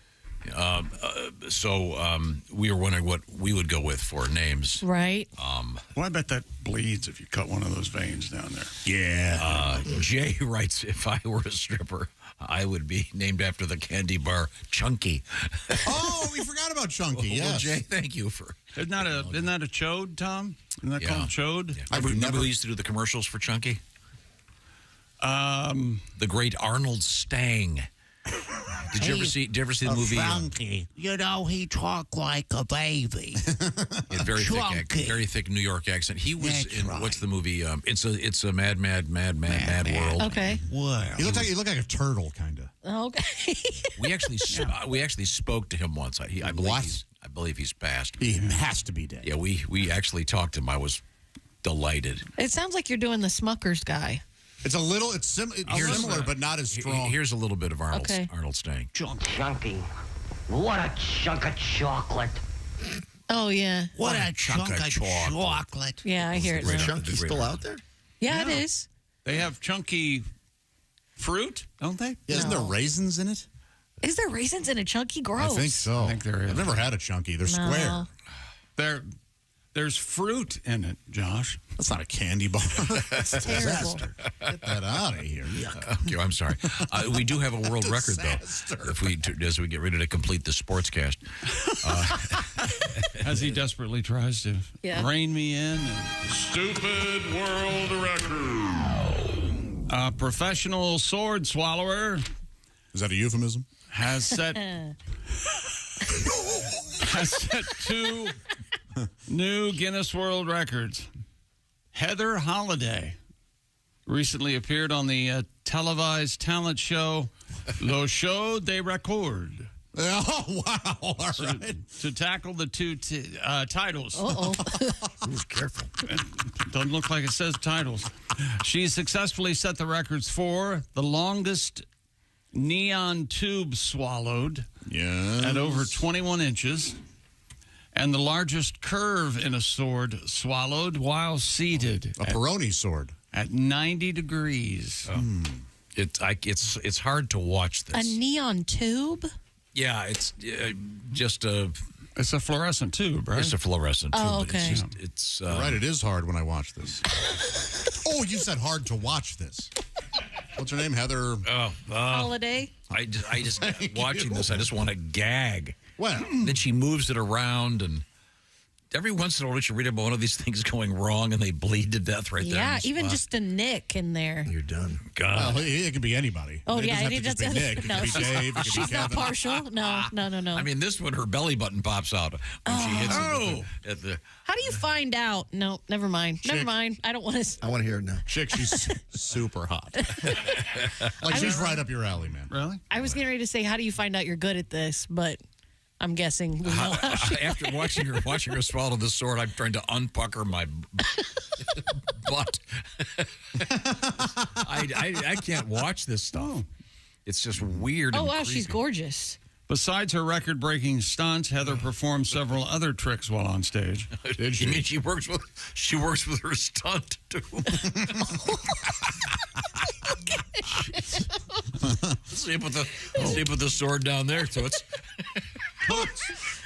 Toots. One of her most impressive stunts. Oh, stunts! All right. Involves swallowing 6 swords, which she calls the Sweet Six, at the same time. 6? 6. That's a lot. The Sweet Six. How do you find out that you can't do 7 without bleeding to death? Well, yeah. Man, what a crazy skill. Right? But what a show. You have to go see this thing. So you got to sit around for like 40 minutes of BS. Then she finally sticks the thing in her throat for a minute and it's over. yeah. I mean, does she do anything else?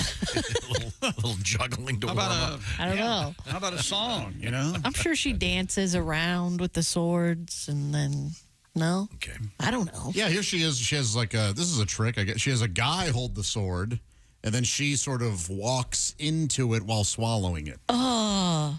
You got to trust that guy. Holy hell. Wow. Really? Okay, well, that's our record. Is that sports? Yes, that is sports, Okay, Tom. thank you very much. This is what you farted for. Wherever you go, whatever you do, always be a good sport. Jess? Hey, Jess, real quick. Yes? We were talking about candy bar names that could be stripper names for us. Sure. Tom, a texter has written in, says Tom's stripper name should be Sugar Daddy. Oh, that's sweet. Thank you.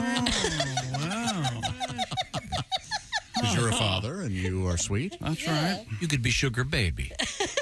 I could. Yes, that's a sweet name. Oh, yeah, there is sugar babies, right? Yeah. No, you're also our chef. What is your favorite candy bar? Do you have? Whatchamacallit, hands down. Oh, I've never even heard of that. Yeah, it's my Man, favorite. they're great. They're so good. It's got everything. It's got everything except raisins. Yeah, Like it's got peanuts everything. Yeah, and like a nougat and like a wafer. There's a crunch, and it's all dipped in chocolate. And chocolate. Yeah. The Rice Krispies that you like in your Crunch bars? Yes. I think they're... yeah, because Nestle Crunch is one of my favorites, too. Me too. There's pretzel in there? There's pretzel. Yes. There is? So good. It's called a whatchamacallit? It's called a whatchamacallit. And what are you going to give away for Halloween? Have you thought about that? No, I haven't, actually. I usually just go with the traditionals, but we have so few trick-or-treaters that I just go with full-size candy bars. Yeah. So, and you go with something that you like so that... No, I go with something I don't like. Oh, okay, yeah. There are two schools of thought there. And then, Chick, I know every Halloween you would do what now? I do the same thing each and every Halloween. One of two things. I always turn the lights out, of course, and then I go into my bedroom, or I go to the movies. Either way. I stayed home for the first 3 years I lived in the current compound, and I received no trick-or-treaters. Wow. So I said, shame on me. So I said, to hell with you people. There's not a lot of old people or young kids in your neighborhood, right? There's not. You said that. And the houses are kind of, palatial. They're spread. Sure. Yes. Yeah. Right. My driveway's like 7 miles long. Mm-hmm. You know this. It's very long. Yeah. And you got the plastic flamingos. Yeah. Speaking of for flamingos. the swingers flamingos? party. Sure. We have a great news story about flamingos again. Flamingos again? It's a great story. 5 flamingos were spotted wading along the water's edge of Lake Michigan in Wisconsin. According to Mark Korducki. They're just whistling, chilling out. Chilling out. According to Mark Korducki, a member of the Wisconsin Society of Ornithology, the flamingos were seen in Port Washington, marking the first sighting of the species in Wisconsin state history. Huh. How about that? Isn't that great? Yeah. Well, there were more, but my God, the badgers, Oh, those badgers. Oh, they love flamingos. 3 were adults, identifiable by their pink feathers. Sure, don't talk down to me. Yeah. 2 were juveniles, clad in gray. Baby gray. I didn't know they were gray, the Sure. babies. Babies, flamingos are gray. But didn't we just learn that they turn pink because they eat so much shrimp? Is that true? correct, I don't think yes. so. No, It's not true? That is true. I thought it was the case. I thought that was absolutely the case. Okay, well, but I mean, the interesting part of the story is you've got wild flamingos in Wisconsin. Yeah. But if they ate spaghetti, would they turn red? Well, The Milwaukee I mean, Journal. I don't know who's feeding them spaghetti. A marinara sauce, News reports that wildlife biologists believe that the flamingos were pushed north in late August. All right, let's go. The strong winds of the hurricane. Hurricane Adalia? Adalia. It's not Ophelia? No, not Ophelia. What about Hurricane Desdemona? Oh. Is that one? Pat. Yeah. I believe you have a tribute to flamingos. It's a story song. Domingo the flamingo is very scared of hurricanes, 'cause one day, many years ago, a hurricane took his girlfriend away. Oh. He was standing in Miami on one leg, hanging out with his girlfriend Peg, when a hurricane swept Peg in the sky. Domingo says, I'm not sure she can fly. Domingo, the flamingo, is his girlfriend in Wisconsin or Eastern PA? Did she land in Australia and get eaten by dingoes? Maybe she'll return someday. Domingo is sad and no longer pink. He won't eat his shrimp, refuses to drink. Another hurricane's coming. Domingo starts to cry. Then Peg fell out of the sky. Now Domingo and Peg, the flamingos, have a baby named Ringo. Oh. They're learning the Miami Latin lingo. On Sundays, they play bingo. Domingo and Peg and Ringo, the flying flamingos. Peg is back. All right. Woo! Yeah, you guys are right. The bright pink color of flamingos comes from beta-carotene, a pigment that's found in algae, brine fly larvae, and brine shrimp. There you go. Do you remember, Jess, when Tom was on the air one morning and he was pointing at me, yelling at me, and his hand opened up a little bit, and his palm was orange. Yeah. it was like just subtly so, but it was definitely orange. Tom, would you care to explain how that? I was in a heavy carrot juice phase. Oh. Yeah. He had so much carrot and carrot juice that it's delicious. He was turning orange. Do you ever make carrot juice? Yes. Yeah. You ever throw beets in there? I do beets and I do turmeric and ginger. That's a good one too. Throw beets in there. You got to warn your friends. Oh, I did not know. I didn't know how that worked out later, and I was terrified. That you were bleeding internally. I did. I really did. I was scared to death. You got to warn your friends. Now, when you look at my dump, you're going to notice.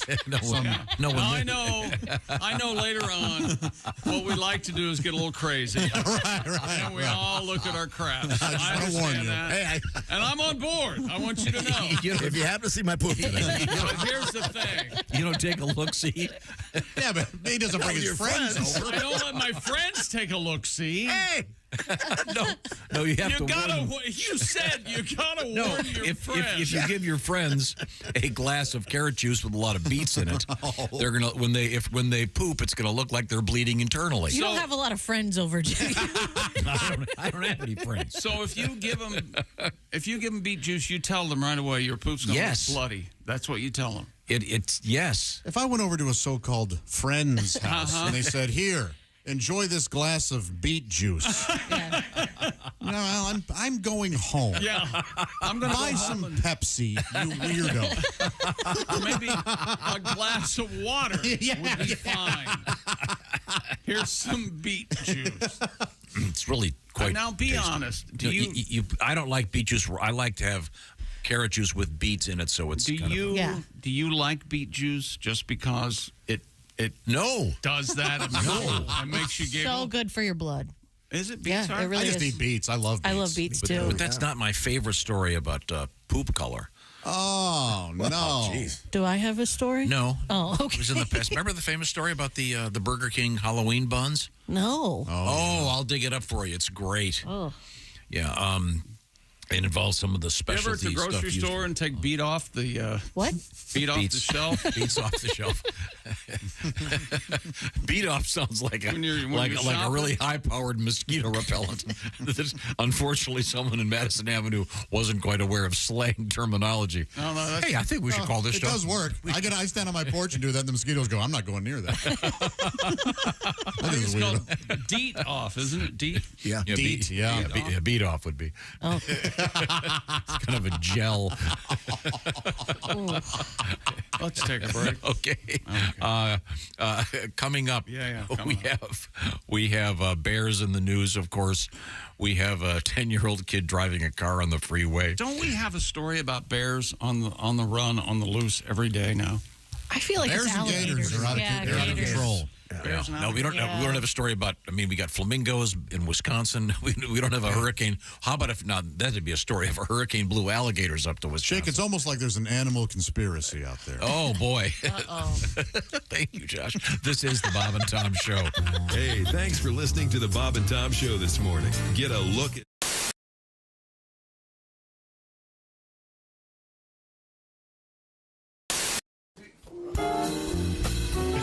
Well, looks like we got dumped. No. Is there anything you'd like to say to them?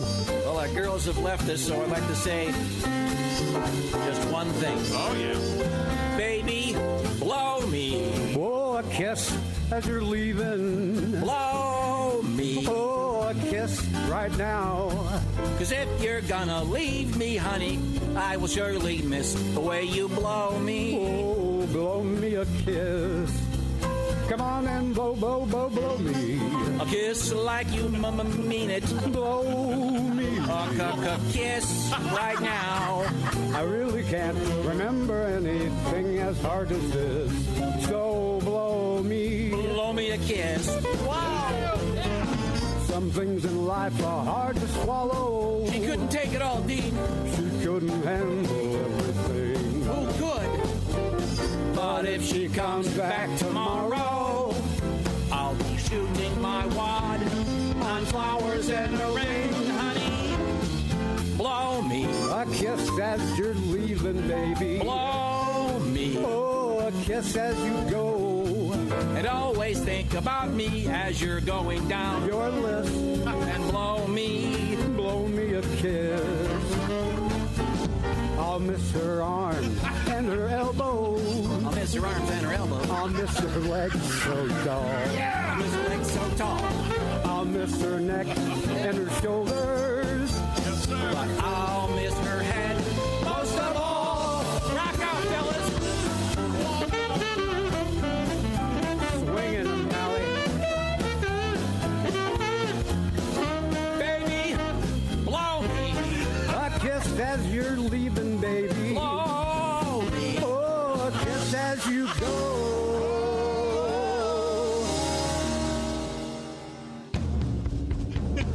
And if you wanna come home, honey, that's okay. Just grab a hold of this. And baby, blow me. Baby, won't you blow me? Blow me a kiss. Oh, Hi, Miss Malcolm. Oh, Pally. I'll miss your arms and your elbows. Woo! Fantastic. Bob and Dean and Tom Jerry. Band and Orchestra. Amazing. Thank you, Dean. Thank you, Jerry. Oh, that's fantastic. At the end of my shows, sometimes people will, shout out a request or something like that, which is very flattering. And, you get to do some bit that you haven't done in a long time. And it's kind of fun sometimes to knock the dust off something that you haven't done and do it again, Yeah, I think it's really cool. I recently had somebody yell, hooked on phonics, which I hadn't done in a long time. And it's fun to go, oh, man, I haven't done this bit in, years. And that was the bit from the commercial. Do you remember the Hooked on Phonics girl? Yeah. The little girl with the braces. Hooked on Phonics, work for me. Yeah. And I always wondered, what if she applied what she learned and she couldn't get the commercial right, Hooked on Phonics, work it for me. Hooked on Phonics, work it for me. Okay, cut. We're not going to move a lot of tapes like this. No, we're not. I'm telling you. Brian Regan. Cast of the show and comedy from the Bob and Tom archives. Excellent. Chick, what do you have to say for yourself? Become a Bob and Tom VIP now. Just go to bobandtom.com/VIP. See, that was worth the wait, wasn't it? Bob and Tom 24/7. Morning, Bob and Tom Show. Yes, if I could just have a few minutes of your time, I'd like to speak with you today about the joys of water sports. Is this Bob and or Tom? This is Bob. Yeah, perhaps you already own a boat. However, this is a wonderful opportunity for you to upgrade your boat. Shut up, Randy. Read the script I wrote. Upgrade boats. I want them to buy one. I've almost got him, Donnie. Okay. The badass wave buster, beast on the water. And tell Chick he looks thinner and he'll buy it. You get a free tube if you're not a lard queen or like pork. I ain't even gave my pager number, man. Donnie, all right, I'm not going to do this anymore, Donnie. Get back to work, Randy. You screwed it up anyway. Bob and Tom. If you irradiate poop, it will be sterile, but it's still poop. You can pick your morning radio show, but you can't wipe Bob and Tom on the couch. Which is why Tom likes it. Hey, some people just can't grow up. I bought some Twinkies. I bought some ding-dongs. I bought some hoes and some powdered sugar donuts. I poured some sugar in my Pepsi. I had 7 cups of coffee with some fudge. I ate a Snickers bar. I ate an Almond Joy. I poured some sugar on a Milky Way and ate it. And now I'm driving on the freeway. And if you cut me off, I think I'm gonna kill you. Yeah, kill you. I pulled a booger out of my nose. I poured some sugar on the booger and I ate it. Yeah! I'm eating sugar boogers. Yeah, sugar, kill you. Sugar's good. Yeah, beep. He beeped there at the end because that was an answering machine, was it not? Message. Oh, the man in the studio with us is comedian Greg Hahn. You ever driven in a Corvette? I'm a little bit tall for the Vet. Are you really? Right. Big car. Yeah. Put the seat back. There's an idea. Yeah. How tall are you? I'm 6'4". Yeah. I got a huge SUV. Oh, I just really? look at the rear view thinking I got to get some friends. Rows and rows of seats, nobody in them. I just go from gas station to gas station. Hey, want to ride? Tell them about your 3-point plan for success, Greg. What is that? Where I bought the car is too expensive? Right. My house is too expensive? Right. Knock up a fat girl. How about it? Yes, sir. Mr. Check me out. Success. That's Greg Hahn. You're listening to Bob and Tom Radio. Don't. The Essential Morning Radio. This is Bob and Tom Radio.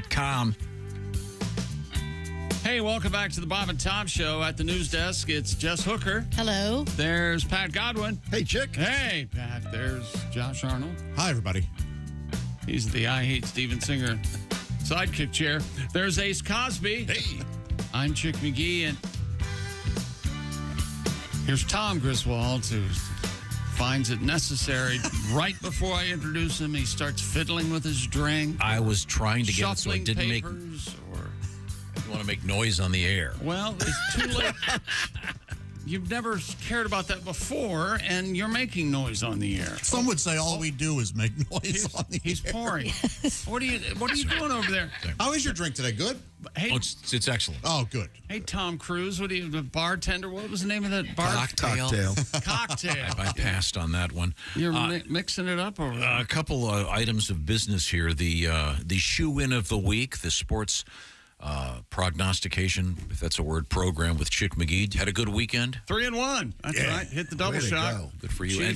Chiefs covered. Now, someone last week convinced you, or the week before, that it'd be a good idea to I don't know who it was. Yeah. do like a 10 shock. Yeah. What is the overall season record now? 10-16. Okay, but you're catching back up. I'm trying. Now, there are 2 games tonight again. Yeah, I know. Yeah. Any interest in... I'm going to take a look at it. Okay, good. I'm taking a look, yeah. If you would like to be part of the Bob Tom Pigskin Pick'em. Hey, I'd make fun of him. I've had the same problem this morning. Because my reading skills are not... Welcome to No Article Radio Show. Bob, Tom. There's a lot of paper in front of me here. Paper. Here we go. It's the Big Green Egg Bob and Tom's Pigskin Pick'em competition. There you go. And this is week 3, which will officially... He hates this. Beg you to erase that. It's utterly without context. Mommy's little piggy. It's awful. Well, we're not going to stop playing it. It's you can't hear a word she's saying. Mommy's little piggy. Plain as day. Mommy's little piggy and then snorting. And then the fanfare. And now how much clearer could it be? Maybe it'd be clearer if it were in your ass. Have you considered that? Just muddies the water a little Well, hang on a second. I don't think you even considered that. You know what? You're right. I have not considered shoving that up my ass. You're right. No, playing it up there. Oh, playing it up my So ass. there'd be plenty of echo, knowing that. Then you could open your mouth and we'd hear it. And you'd knowing the Perhaps- vast space. Perhaps we could talk about this. Now, why do you find this so off-putting? Because you had nothing to do with it? No, at I just all? don't like it. I'm kind of with him on this. What's not to like? Another county. It's just annoying. It's awful. We could get a different pig sound. Okay, could we move on? Maybe get Ned Beatty. There you go. That's going to be tough. How about this one? Well, The best thing to do is feed them to pigs. Hence the expression, as greedy as a pig. Okay. What about Homer, Spider Pig? Remember that? That's a good one. That is. yeah. I think you've used that before. The reason I Spider am Pig does whatever reading Spider this. Pig can. It's the Bob and Tom's Pigskin Pick'em competition. You can win yourself the Big Green Egg Mini Max. Spider Pig Oh my God. does whatever a spider pig does. Look out, he is a spider pig. He's gonna punch you. Ace, turn off that guy. What? You can win the Big Green Egg Mini Max. Enter for week 3. You can enter now if you want. Week Yeah, we're not week doing 4. anything else. Yeah. Week 3 officially ends tonight, and we'll see who wins. Last week, our winner was Craig Joseph. And we'll find out who wins week 3 in the next couple of days, winning the beautiful Big Green Egg Mini Mix. Go to bobandtom.com/contest. Also, got a nice letter here. This is from Becca. Oh, a very distinguished last name. Becca. Distinguished? Distinguished, yes. Hathaway. Yes. Okay. I say, Miss Hathaway. We're given their whole name now. All right. Well, if they give it to us. Becca Hathaway. I'm sure she's lovely. Well, I hope she so. is thanking us for adding a second show because we sold out that first show, as you'll recall, in Wisconsin. We're on our way for a very special event November 17th. It's a Friday. And we'll be up there doing the show live from the casino. And hope you can join us at the North Star Casino Resort. Go to North Star Casino Resort /entertainment. Live show in the morning as we do the radio show. And then we have a comedy show that night already sold out. Second show added. So once again, North Star Casino Resort /entertainment. Man, that second show, I'm going to be drunk.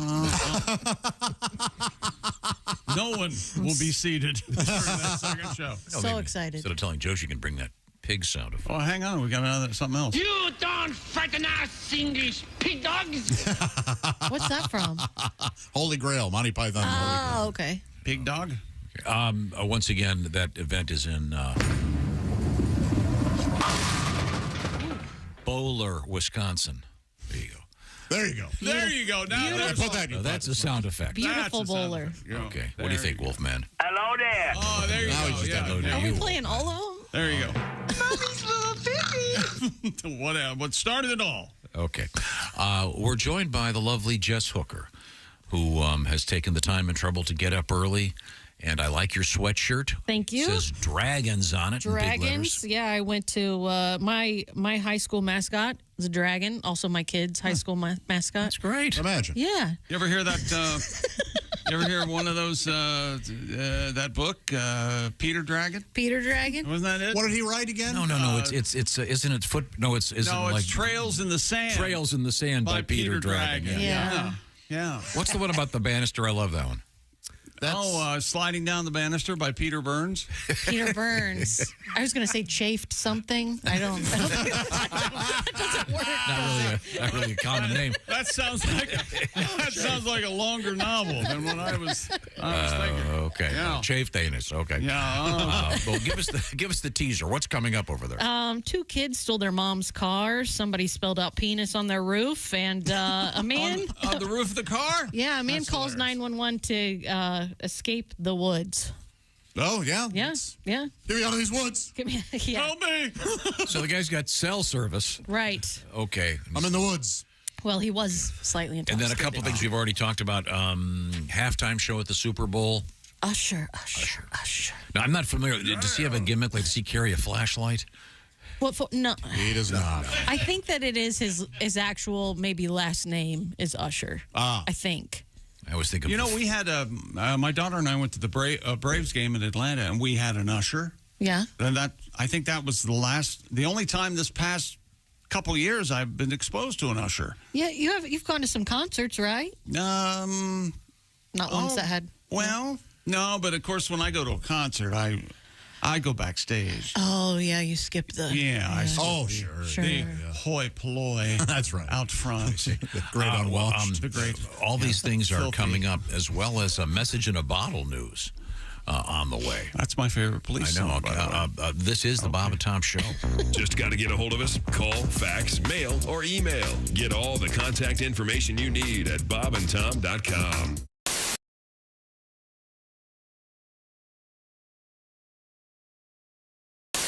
Maria, were you a temp? Did you ever? I was a temp for a long time, about 7 years, and I was like how they make every job sound like, so crazy, We do things a little differently around here. We're a bit of a nut house. Hold on to your hat. It's going to be a wild ride. But it never is. I trained people in at offices, so I was like, oh, the fax machine's a little tricky. Yeah, you got to dial 9 to get out. No, a lot of people try to use the fax machine. They go, oh, it's not working. I said, did you dial 9? What's a week, Rajiv? No, every day we get bagels in the kitchen. The West week, Rajiv made some mini muffins. That's on a Monday. Guess what that's called? Mini Muffin Monday. I wish offices would be as crazy as they always promise. You get trained in, be like, take me out of your pocket. Hi, I'm Zachanthos, the talking rabbit. I'm in charge of the volcano. Don't worry, you'll be working for Thor. He's always scrabbling through the recycling looking for quartz. He's a dwarf. Nude. Anywho, lunch is from 12 to 1, but there is a wrinkle in time, so just try to get back any time for the quickening. Your flippers, your barbecue tongs. If you have any questions, go back to the 5th dimension. I'll be sitting there on my lily pad. My only question is, when do I start? Yeah. That is a good job. Wow. Man. I love that. Dial 9 for the fax machine. Remember that. Everybody's crazy. No, they're not. Okay. Thank you. Maria Bamford is with us. Wow, that's brilliant. That's very, very funny. Did you ever work in an office, Tom? I don't think you have you? Worked in a restaurant, right? No. It's an interesting experiment. Bob, did you ever work in an office? Oh, yeah. I did a little. I have issues with authority, you might have noticed. I know. That's why I was asking. You know what struck me is it's so quiet. What, in an office? Yes. Well, yeah. Well, you're still, that's if people are actually doing work, yeah. And I had to work at a bank once when I was at Temp, and I was stunned at how quiet it was. And people whisper, you know what the saddest place in the world is when you're the temp and it's time for office birthdays and you didn't get the email because you're not on the system yet. Right. And you hear the voice of your coworkers rise from the conference room, happy birthday, everybody who had their birthday in the office this month. And if you cup your Curves mug against the conference room door, you can almost hear the happy scraping of plastic fork against paper plate. And later sometimes, somebody comes by your cube and says, oh, there's cake left. Did the temp get any cake? What's her name again? Hey, Maya. If you want any cake, there's cake left. Nice. Cake? Temp want cake? Yeah. They all want cake. Hey, it's Josh, and of course, hi, Chick McGee, everybody. Your chance to win a Mini Max Big Green Egg for Bob and Tom at Big Green Egg. Each week, someone will win a Mini Max Big Green Egg. it's the Bob and Tom Show Pigskin Pick, empowered by the Big Green Egg. Go to bobandtom.com/contest on the computer. Is that where you go? Are we eligible?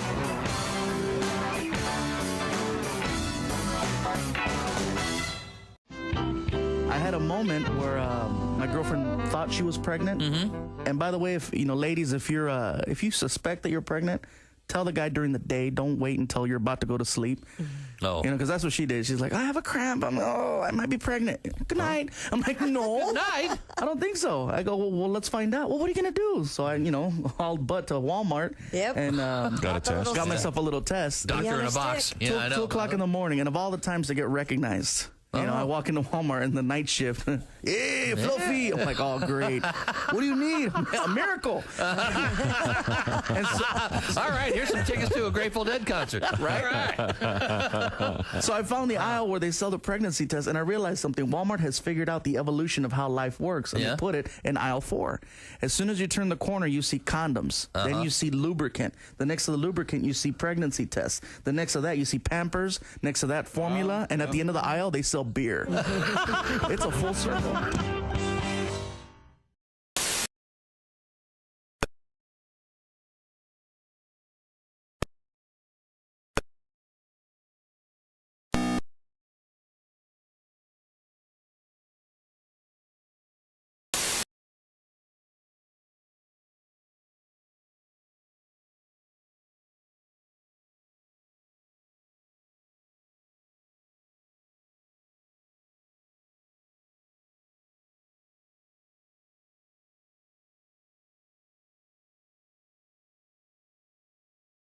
Well, I own my own consulting business and... consulting, eh? And when did you lose your Amway dealership, Jerry? Huh? Sheesh, what a bitch. She's the bitchlerette. She's single, pissed off, and is looking for money. Lots of money. Hi, I'm Linda. I'm Phil. Yeah. Did you forget something? No, I don't think so. Any gift? Gift? I didn't know that we were... Bye-bye, loser. Wow. Tune in to Bob and Tom TV and see why she's called the Bitchlorette. She's on the prowl, and she's got... Shut your hole and bring on the rich numbnuts. On Bob and Tom TV. Well, there you go. There's a show I'd watch. Yeah. Hey, it's comedian Roy Wood Jr. You're listening to Bob and Tom Radio. Comedian Nathan Trenholm in the studio with us. Now, Nathan, where are you living now? I'm living in Los Angeles now, and I live with a guy and a girl. And actually, the last time I was in town, I had some cookies, and I offered some of the cookies to my roommates, and the girl just got all mad at me. She's like, Nathan, I'm an actress. Actresses can't have carbohydrates. I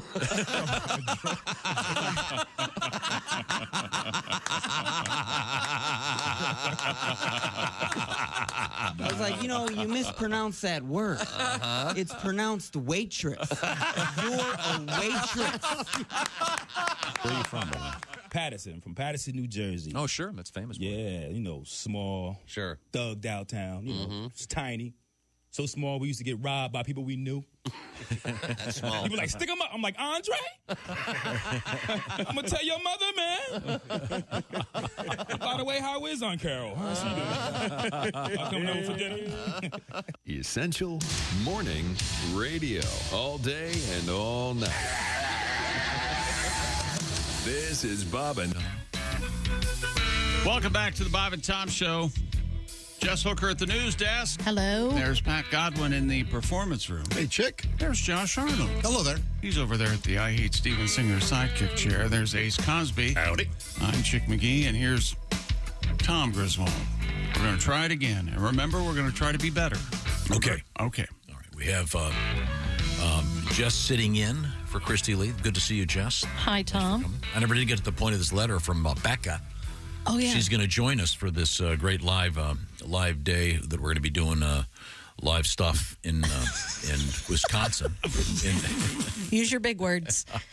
We'll assemble Yes. the various staff members of our program in Bowler, Wisconsin.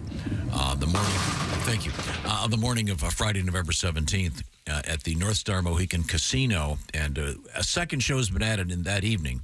It'll be Pat Godwin, Josh Arnold, Jeff Oskey, Willie G, and some other surprise guests. We'll be doing the radio show live there that morning, and then that night, it's a full-blown comedy show. Oh, by the way, I got to talk to somebody. Normally I get a sellout bonus, so I need to talk to somebody about that.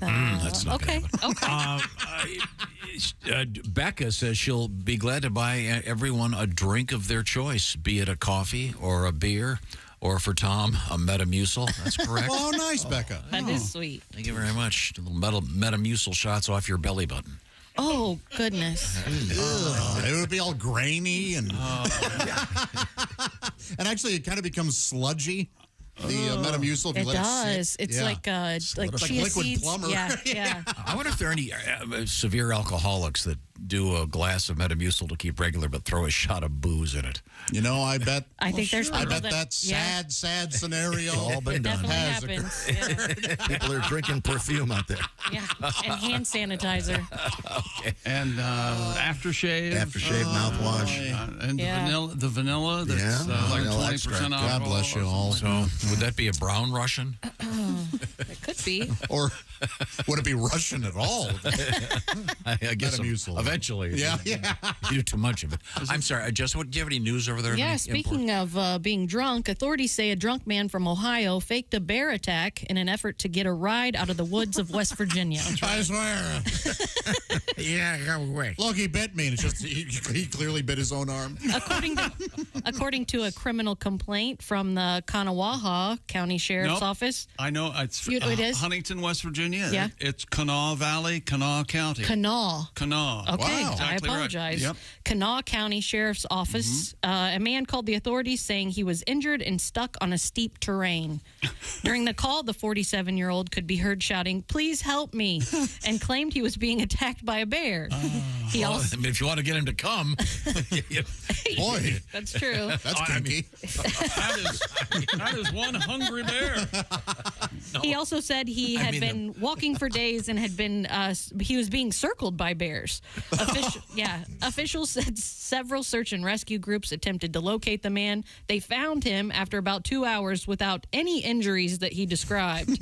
The man admitted to deputies about lying about the bear attack to get a ride out of the woods. Yeah, I lied. Now get me out of here, huh? Adding that he was very intoxicated when he made the emergency call. How about some Taco Bell? Who's with me? I'm buying. If I had a wallet, I'd buy. Okay. Yeah. Glad he had cell phone service. He was arrested on charges of falsely reporting an emergency incident. So, Tom, are you saying he had cell phone service, so you think he could have GPS'd his way out of there? I don't know. Maybe. I guess if you're so drunk that... Do you suppose he got drunk and then went hiking? I don't know. Maybe he was hunting. Maybe he was doing something else when he got drunk. And sometimes I like to have a drink and then go take a walk. That's right. It was nature. Yeah. Think about things. Mango was nature. Mother Nature, she'll never leave me. Get your feet down on the ground and keep reaching for the stars. And you know what it is, Chick? One step at a time. Yes. Live like that. And Jesus could carry you. Okay, thank you. I like Drunk Brothers better than the other one. Oh, yeah, you like the Dickey Brothers? Yeah. Well, we could give that a look. Or you could get the Dickey Brothers drunk. Oh, that'd be good. Oh, they're done drinking. No, we're done. Oh, Yeah, really? there was an incident. You don't want to ask them about it. Daddy's dead. Well, that is an incident. That's all I have to say. We don't drink anymore. Well, what else have we got over there? Staffers at a Michigan lighthouse have cast off messages in bottles that will allow their finders to win a free stay at the lighthouse. You mean a little bit of... I'll send an SOS to the world. I'll send an SOS to the world. I hope that someone gets mine. What? I hope that someone gets mine. What? I hope that someone gets mine. Message in a bottle. Yeah. Message. Yeah. Message in a bottle. Yeah, that doesn't... Nah. Better with the other one. MLive reports that White Shoal Light, the tallest lighthouse on the Great Lakes, dropped the 4 bottles into the Mackinac Straits. Mackinac, sorry. As a part of the lighthouse's Message in a Bottle contest. The messages offer a free 3-night stay in one of the lighthouse guests' quarters with no expiration date for redeeming the prize. The contest is part of a celebration commemorating the offshore lighthouse's 113th anniversary. Organizers from... As opposed to the in the water lighthouse, which was far less successful. Yes. Hardly ever celebrated. Organizers from the White Shoal Light Historical Preservation Society say that they're encouraging people to walk the Great Lakes beaches this fall and keep an eye out for these treasures. That's cool. Yeah. It'll be fun. Pass. They originally called it Littering the Great Lakes. It wasn't as romantic as in a bottle. Different. I've always wanted to retire to a lighthouse. That's where I want to go. Just they usually, if somebody's willing to stay in it, you can stay there for free if you do all the upkeep. Can you sleep with this noise?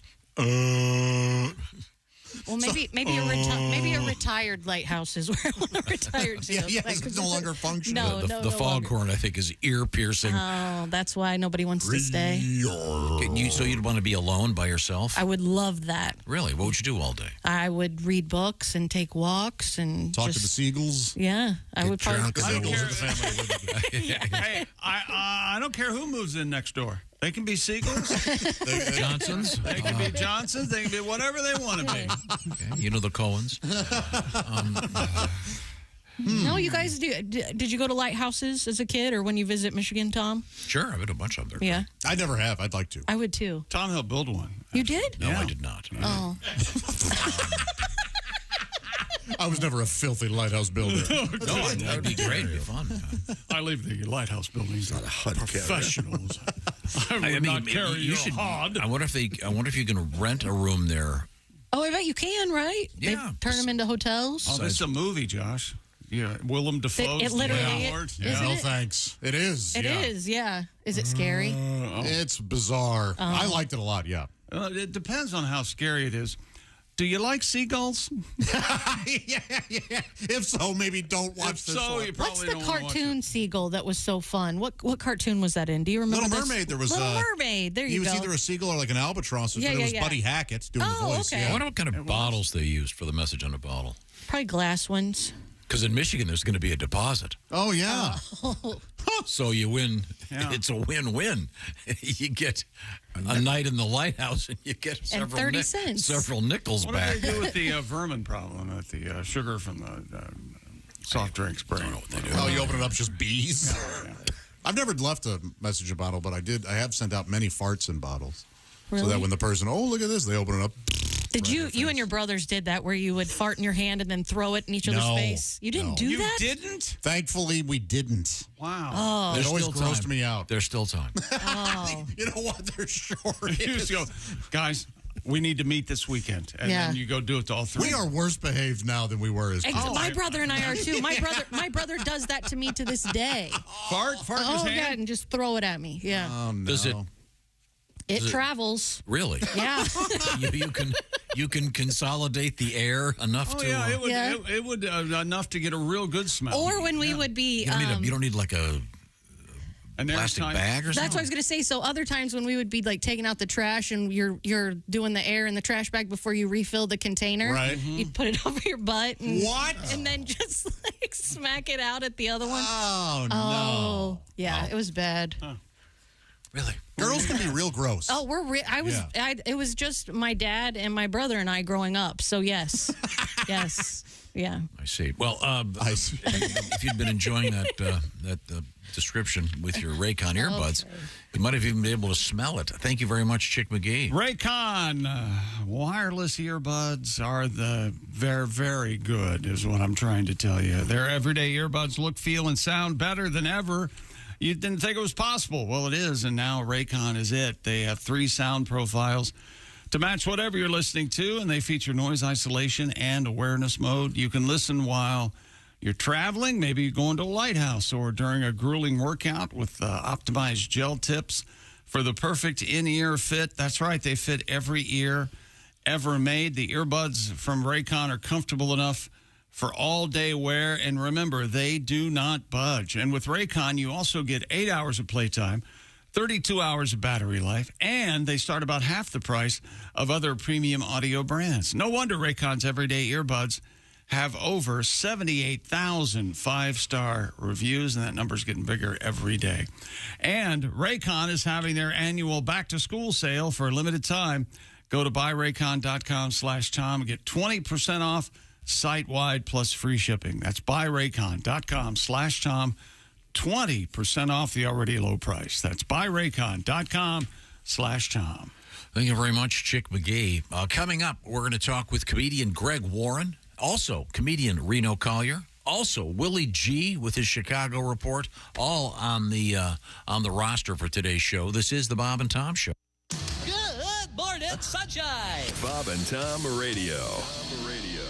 Thanks so much for listening to the Bob and Tom.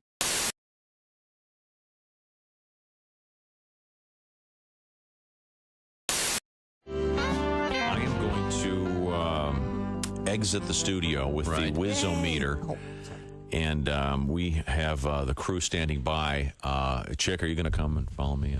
Yes. Okay. This would be wonderful. Do you want to explain what the Whiz-O-meter is, Kristi?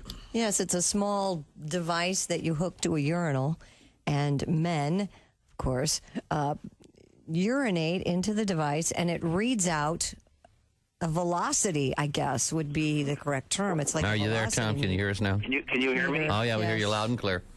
Can you hear me? I hear you also, Chick. So you guys are moving down to the men's room. I'll tell you something. Kind of like a radar gun. Crew member is dressed in a race. I see he's in a poncho, and you know what? You take every precaution because these guys, you don't know where it's going to go. Yeah. I hope you don't get that bifurcated thing, you know. We have set up the Whiz-O-meter. Kristi, it's kind of like a radar gun for urination. Exactly. But they don't use radar. No. Okay, it uses a little wheel that you spin. We're like going a in the hamster. men's. We're going in.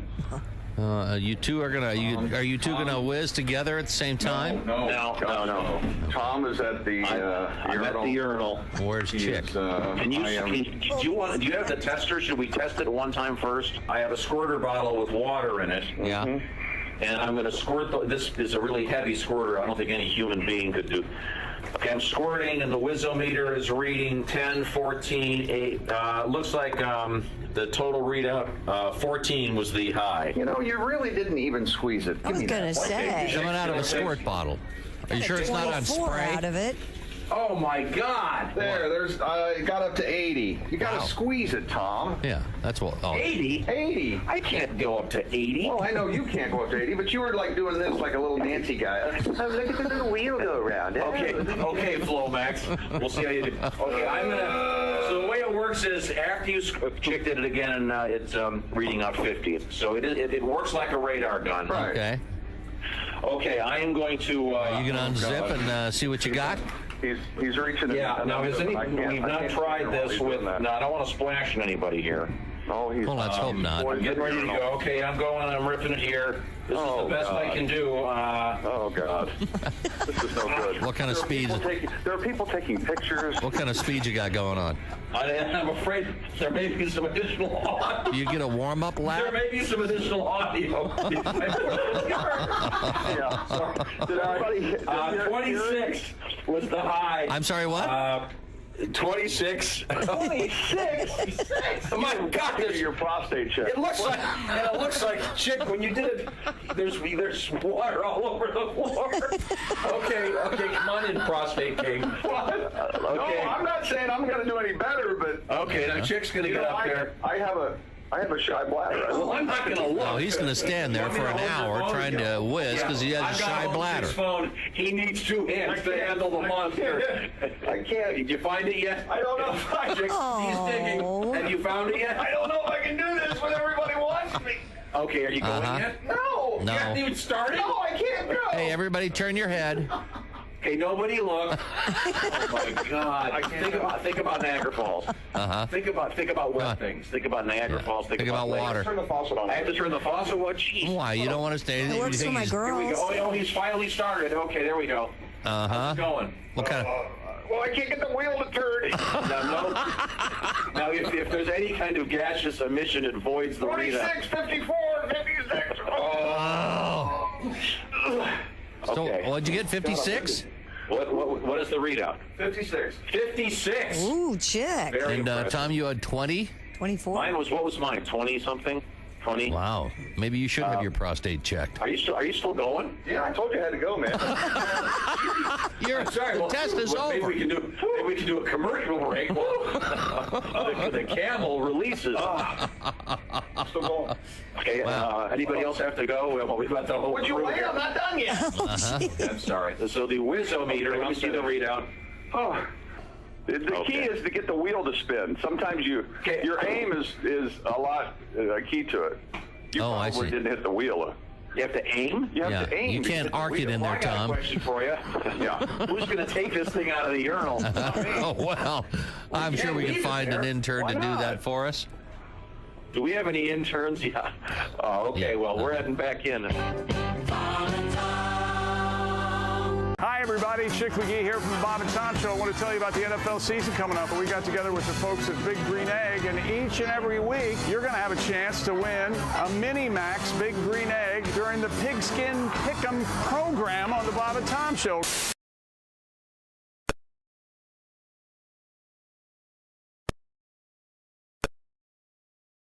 In Hachi's Academy of Theatrical Arts and Pig Latin.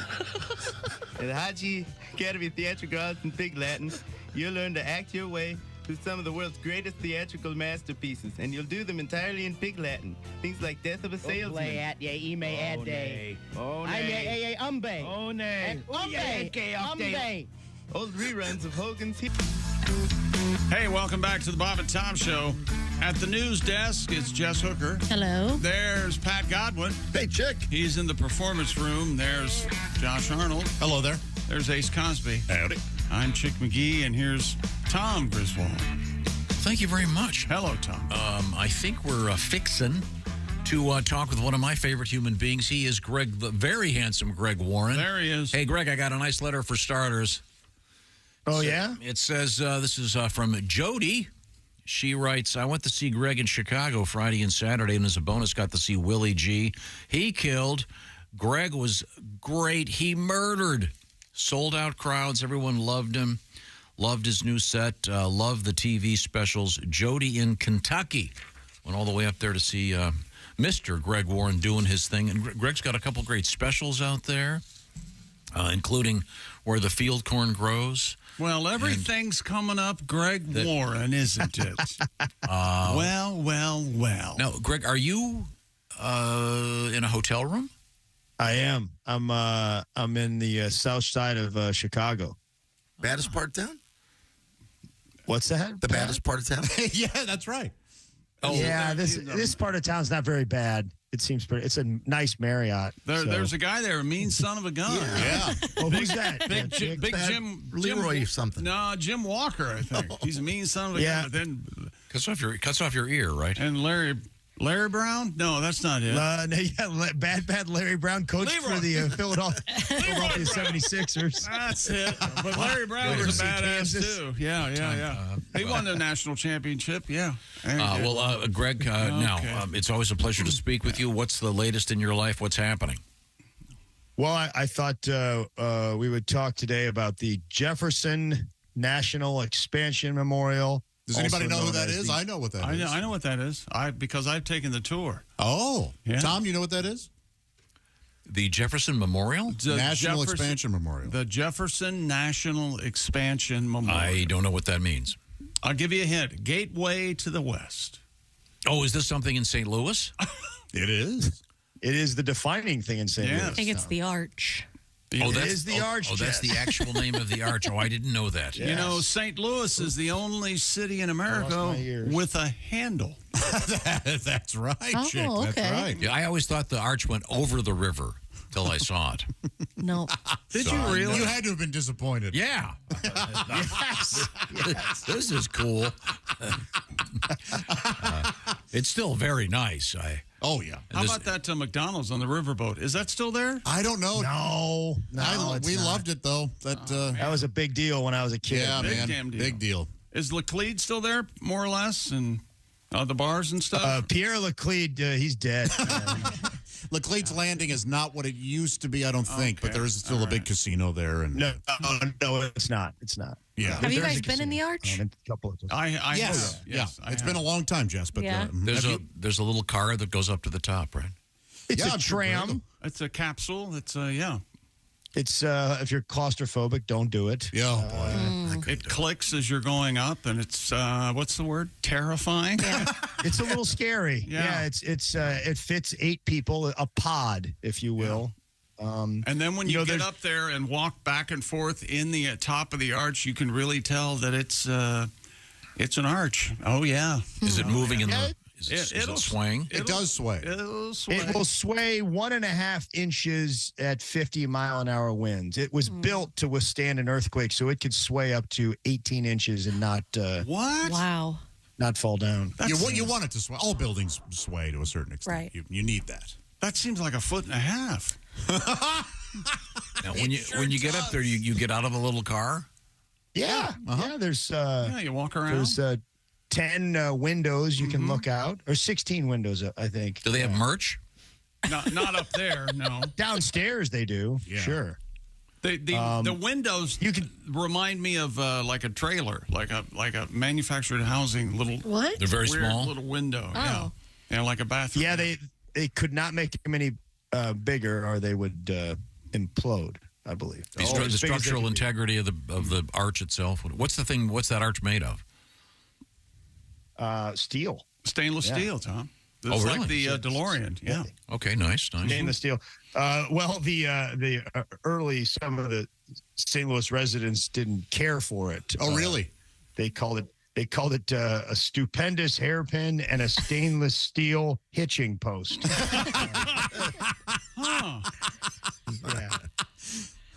It's very tall. Josh, how tall is it? I don't know. Really? 9,482 feet. Well, now you're making it sound like it's not a big deal. It's 630 feet. It's the largest man-made monument in the United States. Oh, and 630. Yeah.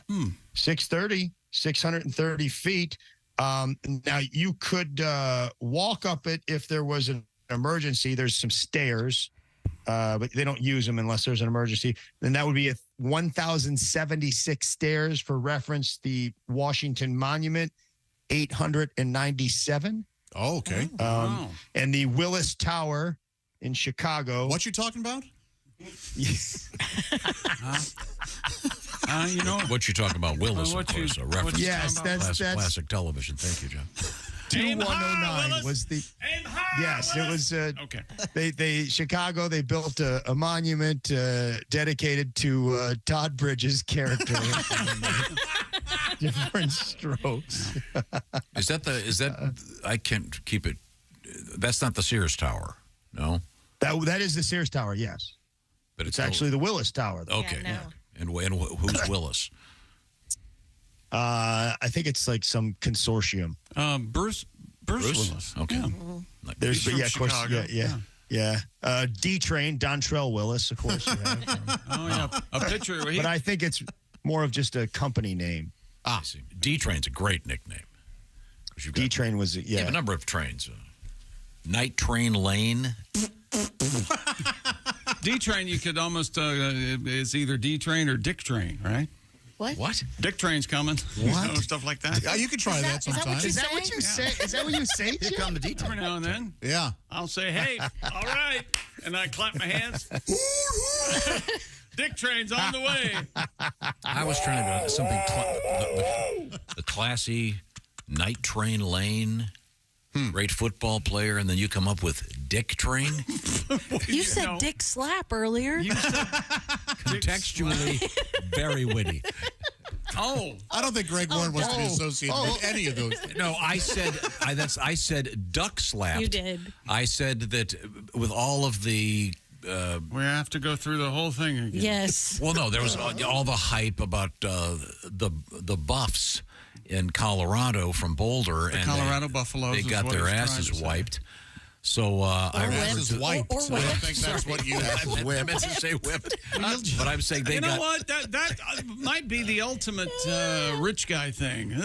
Yeah, just for the record, Tom was trying to recount on how clever he was, and he said they got their asses wiped. No, I said they got duck slapped. You see, Right. a variation of the classic dick slapped, and Josh had never heard the phrase dick slapped. I finished going to the bathroom, Harvey. Quickly now. Quickly. Heat up the pads. Oh, trim those nails, Harvey. Harvey. I'm sorry. So we were talking about the. Oh, your hands are cold, Harvey. St. Louis Arch, which is, what'd you say it's called? The Thomas Jefferson, what is it? No. Jefferson National Expansion Memorial. It's a national park, Tom. It is the smallest national park in area.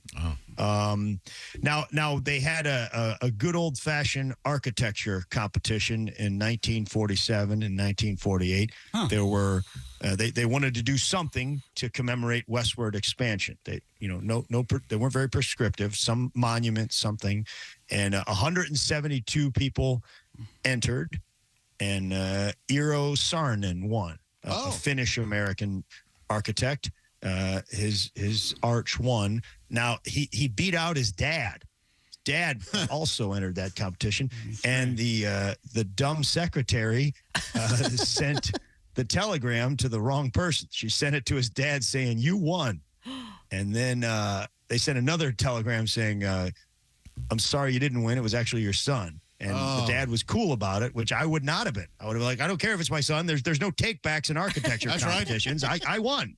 Give me the money." Do you know what the old man's design looked like? I don't. I do know there was a. It was one of those. It looked a little bit like a crazy straw, actually.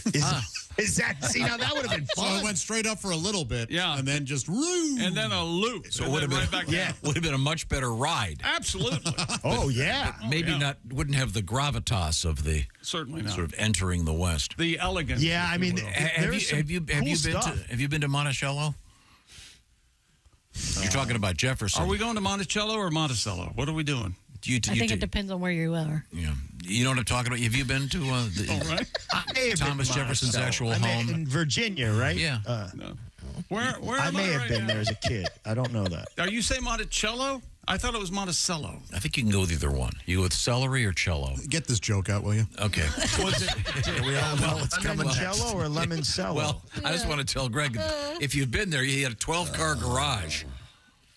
Oh, really? A Jefferson Monticello? Really? Yeah, 12-car garage. 12-car garage. It's amazing. I was walking down, and they've got, of course, the buggy. They don't have cars. It was just all buggies. Not then. Yeah, buggies. But, one of them has a bumper sticker, "Ask me about my slave children," which I thought was kind of fun. I didn't know that's what he was doing. Oh, yeah. That's what he's doing. Yeah, that's I'm what sorry. I was coming. Was down that all to set up that bumper sticker joke? Yeah.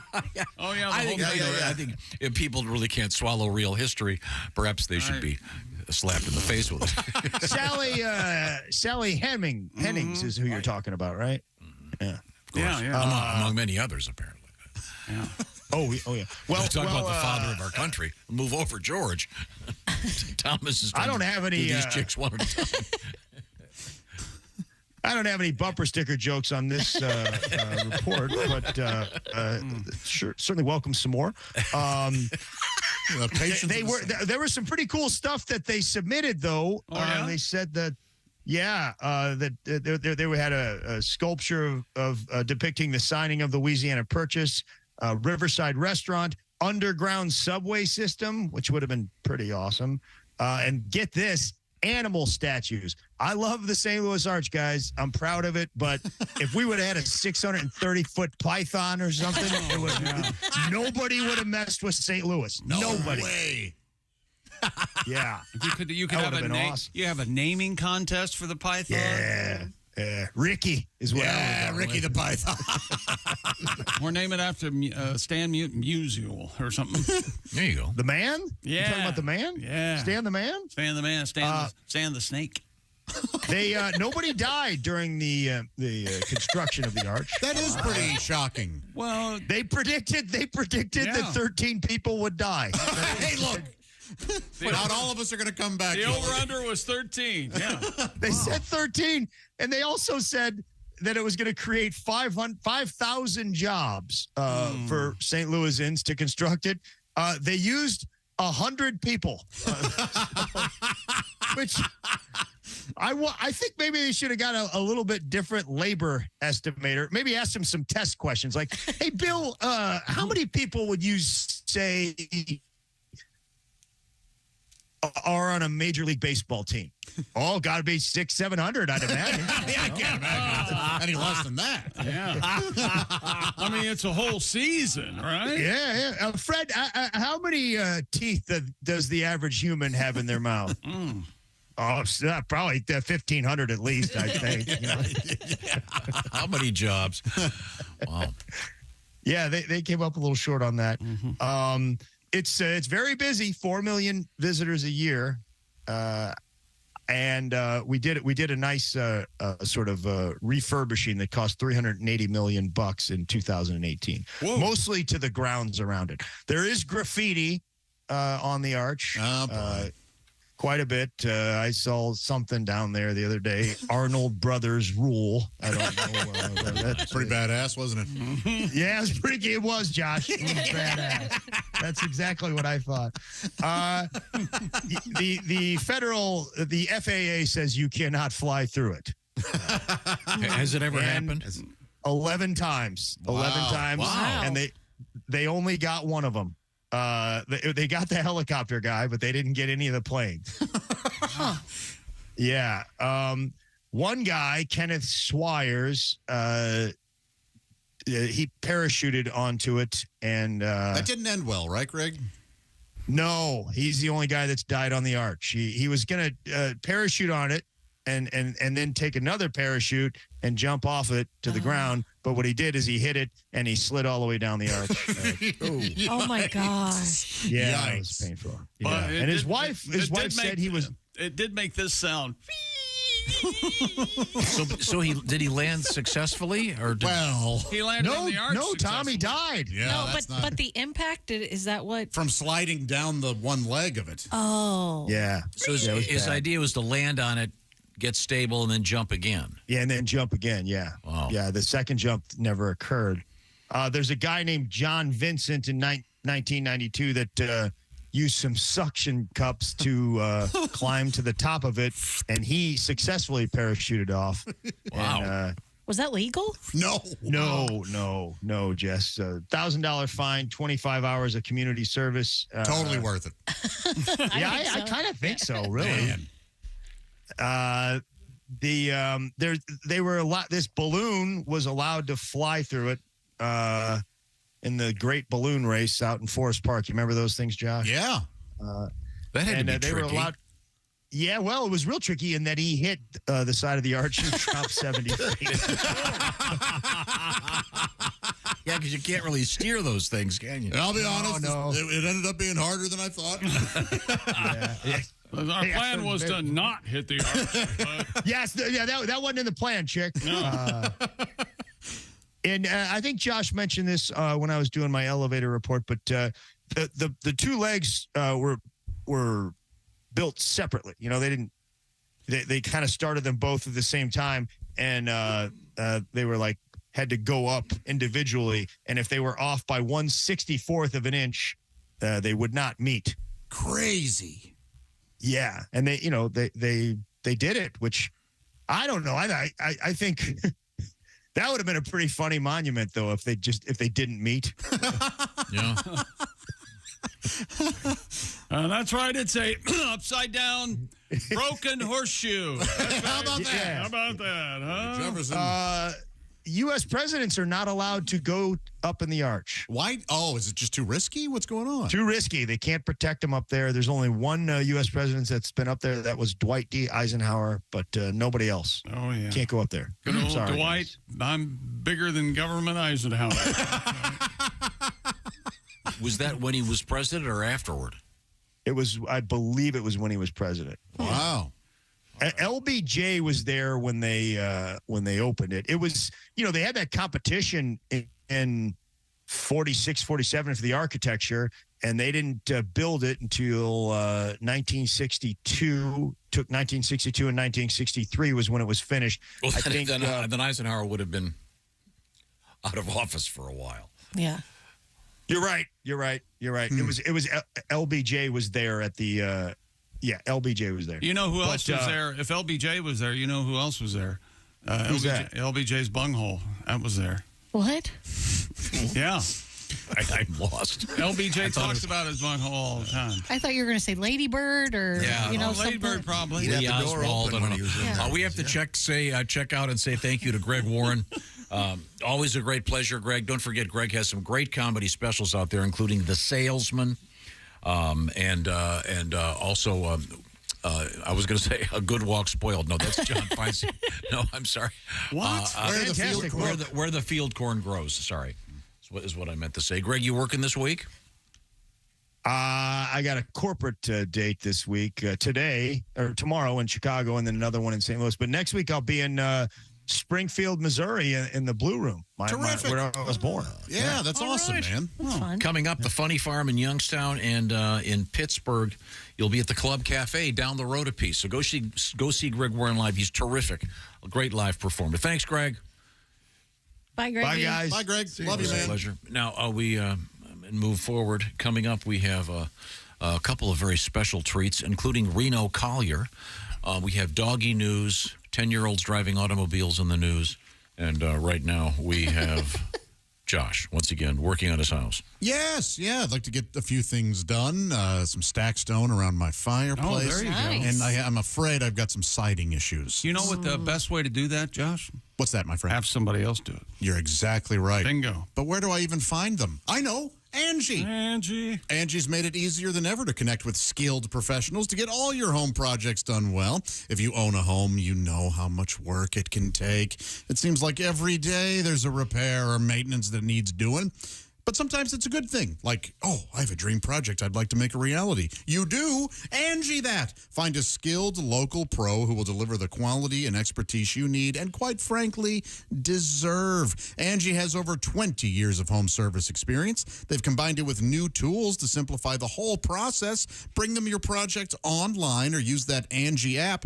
answer a few questions. Angie can handle the rest from start to finish, or help you compare quotes from multiple pros and connect instantly. You can take care of just about any home project in only a few taps. Because when it comes to getting the most out of your home, you can do this when you Angie that. Download the free Angie mobile app today or visit Angie.com. That's ANGI.com. Thank you very much, Josh. We've got a bunch of cool stuff coming up as well, including information involving a boat. I think we can do everyone write down their joke on a piece of paper. Okay. And we'll see if we come up with the right answer. When the story begins, everyone have a piece of paper ready, because I think you're all going to come up with the same one. I'm very excited about this. This is the Bob and Tom Show. Reach us toll free at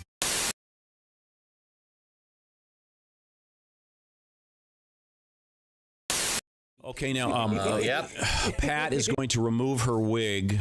Go ahead, Pat. Can you see it? We're taking a little video. Well, let Miss Pat put a hat on. Okay, go ahead. Oh, you yanked it right off. There is that clipped on? Oh, no, you've got like a yarmulke. Wait a minute. That's a skull cap to hold the wig on. Looks kind of like so a yarmulke. So it don't fly off in the wig, Tom. See, we're already down to the skull on your head, so we don't give you a skull Miss cap. Pat is not going to place her wig on my head. Go. That's really tight, isn't it? Yeah, it is. Oh, geez. Let me do it. Don't mess up my wig, Tom. You got a giant melon, Are you supposed Tom. to cover my I had no ears? idea. Yeah, for a minute. Wait a minute, Tom. I got this. Ow! Jeez. Let the listeners know out there that there are about 30 cameras right now You're really hurting my ear. Let me make sure it's styled right. trained on Tom. Do I have bangs? I just want to have... You look like Weird Al Yankovic. Chick, describe. How do I look? I can't see. You have a very dark, curly-haired wig on your head, and with your pale skin, you kind of look like Tommy Lee Jones in Lincoln. Tommy Lee Jones in Lincoln. Not Denzel? No. Not Denzel in Flight? No, you're a little too light. You remind me of Tommy Lee Just Jones. because you have Lincoln. dark hair does not make you a black man. The 13th Amendment will... Didn't Tommy Lee Jones have the black wife? Uh-huh. Oh, yes. You're giving Don't give away the movie. They already won the Oscar. You sure do, Tom. You need a sister in your bedroom, Tom. Oh, yeah. I have to. That's what you need. I was hoping for Denzel, and I've got... You don't look like you Denzel. Look like a slave owner. Kristi hit it on the nose. You do look like Tommy Lee Jones in Lincoln. Did you hear what she just said? No. He looked like a slave owner. I look like a slave owner. Oh, yes. Look at that. It'd be very uncomfortable. Does it really? Yeah. Well, as far as I know that. Never mind. We'll just move forward. Moly. Miss Pat could be your Sally Hemings. How about that? Edwin McCain is our guest. What are you going to play? I don't know. Do you want to do a cover? Do you want to do somebody else? No, this is a song. This kind of sums it all up here. Okay. This is my ode to the 90s.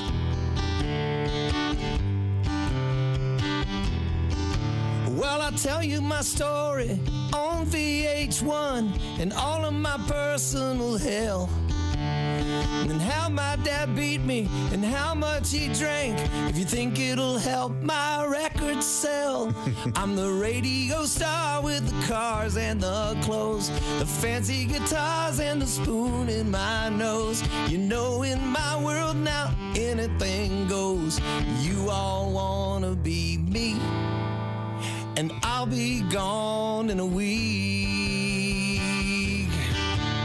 Well, I hang out with Brittany and Fred Durst, and I arrived in a limo, and I'll leave in a hearse. And I can't decide now which part is worse, losing my life to the game or losing the fortune and fame. 'Cause I'm the radio star with the cars and the clothes, the fancy guitars and the spoon in my nose. You know, in my world now, anything goes. You all wanna be me, and I'll be gone in a week.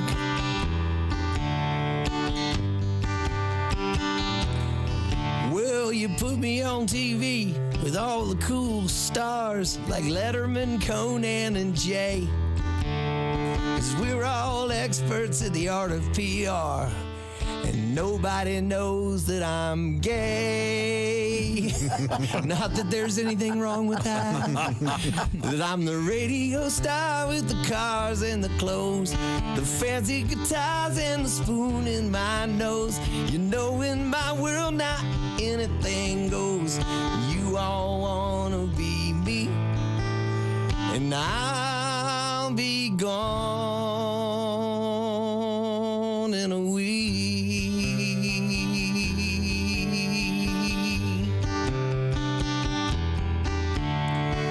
And I want it that way.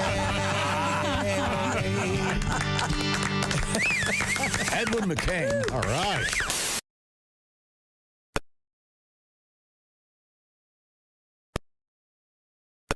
Wait 10 years after her physical prime, when we had all clearly moved on to Nancy Kerrigan, was a slap in the face to male fans everywhere and goes against the very spirit of the Olympic Games. Yes. Hello, Michelle Kwan, are you listening? It has been another Bob and Tom Olympic moment in history. Hey, this is Ron White, and you're listening to Bob and Tom Radio. I got thrown out of J.C. Penney the other day. Really? Yeah, fondling up the mannequins. You believe that? And that ain't my fault. Have you seen the mannequins in there? Uh-huh. And they taunt you, too. They got the little short skirt on, the arm up, kind of waving you over. You know what I mean? Shoot. I tell you what, if you ask me, the little whore was asking for it. It's time once again for People Who Suck at Small Talk. Hey, nice weather we're having today, don't you think? Yeah, it is rather amazing the cyclical manner in which meteorological trends manifest themselves. Jeez, sorry I asked. Join us again next time for People Who Suck at Small Talk. Let's talk to our guest, Tom Foss. Tom, tell us about your life. You married, single, what's going on? Married, very happily married. I got a friend going through a midlife crisis. You know anyone like that? Oh, yeah. And he's asking me what he should do. Oh, yeah. And I keep telling him cheating is like growing pot. Like growing pot? You can do it and get away with it, but you can't ever, ever tell anyone. Ever. Anybody.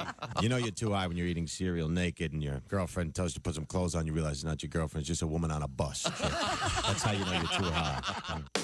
Bob and Tom, 24/7. Comedy via your computer. Bob and Tom 24/7. This is Welcome back to the Bob and Tom Show. I can get why you're reluctant to reintroduce us. Jess Hooker at the news desk. Hey, Chick. There's Pat Godwin. Hello, Chick. Hello, Pat. There's Josh Arnold. Pat throws his arm. He's not even in here. There's Ace Cosby. Hey. I'm Chick McGee. Here's Tom Griswold. Just grooving. Yeah. Over here. So thank you very much. Isn't this Mr. Duke, Dr. Duke Tomato? Yes, it certainly is. Dr. Duke. Duke will be joining us Friday, November 17th. We're going to be doing a very special show at the North Star Casino Resort. And we'll be doing the live radio show beginning at 5 a.m. And Duke and the gentleman will be there? Time. That's right. Duke and the boys. And the horns. They're taking a separate van, right?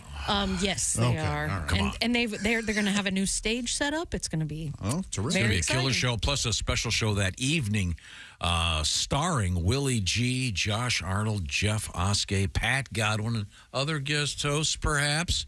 Should be a lot of fun. It's a big surprise. Right now, I'll be your host. Thank you to all who helped sell out that first show. Yeah, and when Chick cancels, I'll be your host. I may very well be there myself. Oh, okay. No, but nobody answered. We have found ourselves without Kristi Lee. Willie G. on assignment in Chicago. We'll talk to him tomorrow. But right now we have Ms. Hooker over there. That is your real name. I want to make that clear. It is. It's legal. It's on my license. Yeah, that wasn't. People think, hey, I get it. Yeah, I don't know if Hey, I'm Cheryl Strumpet. What's your name? I know they're strange radio names, but I don't think anybody would choose that. I don't know. Oh, there's some very bad radio names. Yeah. Worse than Hooker. Okay. Virginia Clunt. Yeah, that's a bad one. She do mornings? She just trash. She does everybody. And it's a shame because she's a lovely woman. She does everybody. That was so good. I sniper. I missed out. I said, does she do mornings? And he said she does everybody. Yeah. You had to be there, Chick. I loved it. What happened in the break in there with the phone and everything? What was going on? I don't know. Oh, Never Tom mind. was. Oh, yeah. I'll tell you this. It was annoying. Looked crazy. It's from my in here. fault. I didn't. All I know is I didn't say a word, but I got in the doghouse somehow. But you know how Chick doesn't have to say anything, and you know exactly how he feels. I don't know what you're talking about. You're the only one. Well, let's just move forward here. Is anything interesting happening in the news? Forward. Yeah, what we're going to take a quiz with this one story. Oh, here we Yes, go. I want everyone, Ace, everyone, get a piece of paper out and don't shout out your answer. Okay. I want you, because you're all going to write down the same thing. Pat? Okay. Right. Okay, ready? This is a joke. Everyone listening is going to write it themselves. Okay. Okay. Go ahead. Okay. How much of this do you want me to read? All of it? You think it'll be, Tom says, essentially thinks it'll be obvious when we get to that part. Okay. A Florida man was arrested for allegedly defecating on the deck of a boat he was trying to burglarize. We've all got it, yeah, sure. Do you have it, Jess? No. Keep going. WBBH TV reports that the Punta Gorda police officers responded to Lashley. That means big punta. Yeah, I thought She about has a that. big Fat poop. That sweet Fat poop. fat cat. Responded to Lashley Park Marina for a report of a boat burglary. Officers were told that some items were stolen off the vessel when the theft being caught on the victim's security cameras. They were also told that the suspect had defecated on the boat. The suspect, a 75-year-old man, was located on one of the marina's benches. Now, see, 75 years old. Yeah, it may have been an accident. He's deucing on the deck. Come on, you're old enough to know better. No, it may have been an accident. And should we go ahead? Where on the boat did the man deuce? Everybody? The poop deck. Thank you very much. The joke writes itself. Thank you very much. I told you I was This right. somehow reflects on me. That's right. He was arrested for burglary and theft. Good. Life in prison. But not for pooping. No pooping. No, but see, this may be, oftentimes, burglars will do this. Why? He said it so seriously. Why? He saw it one time in a movie. No, and it's no. turned into When I lived on 400 West in New York City, my apartment was burglarized, and the burglar was kind enough to leave a pile in the middle of the living room, and the cops said, yeah, they do this. Let me tell you Yeah, something. they do this. It's how they leave their mark? What do you mean? It's a disrespect thing. As soon as I break into your house and find out it's yours, I'm crapping everywhere, okay? Do you The think cop said, yeah, they do this. distract you from what they've stolen? What is it? It's just it's a way of... What are they? It's like a flex. Yeah. Oh, thank you. That's very good. I would never come up with that. I appreciate that very much. Oh, I told that guy that they crap everywhere. Yeah, he bought it. Yeah. I'm sure this police officer listening is aware of this. He's going to be telling it 50 years later. You wait and see. Yeah, they do this. No, they've got Yeah, they do have DNA evidence now. Yeah. You can get DNA from poop? Well, yeah. You can? Yes. The person's been eating DNA. That's very funny. Or at least RNA, right? Yeah. Wow. What a loser, Jesus. I'm kind of with He's Jess on this. Isn't there a chance it was an accident? It may, well, No. he was taken to the county jail, and officers received a call about a previous theft of an unoccupied car. Apparently, he burglarized that, too. Did he deuce in that thing, too? No It wasn't dumps. a little too scooped. Wait a second. So did the guy pooped on the boat, not on the dock? No, not on the dock, on the boat.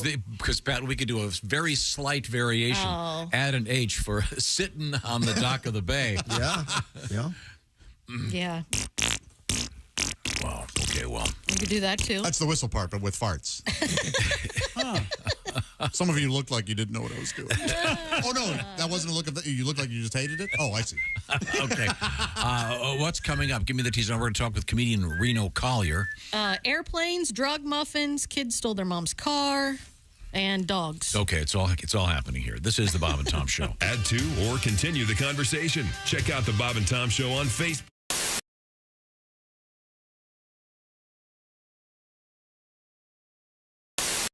I think we're gonna take it down a notch and play something romantic. Oh, all right.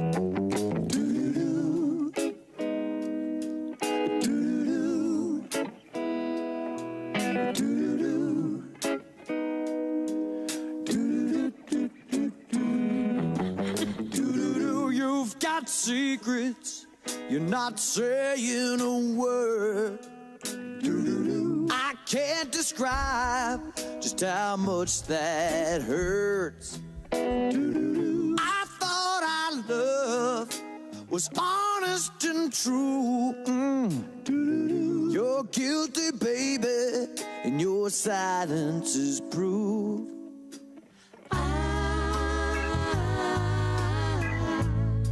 How can I read your mind? Have we been living a lie? It's not up to me this time. I'm leaving it up to you, baby. Leaving it up to you, girl.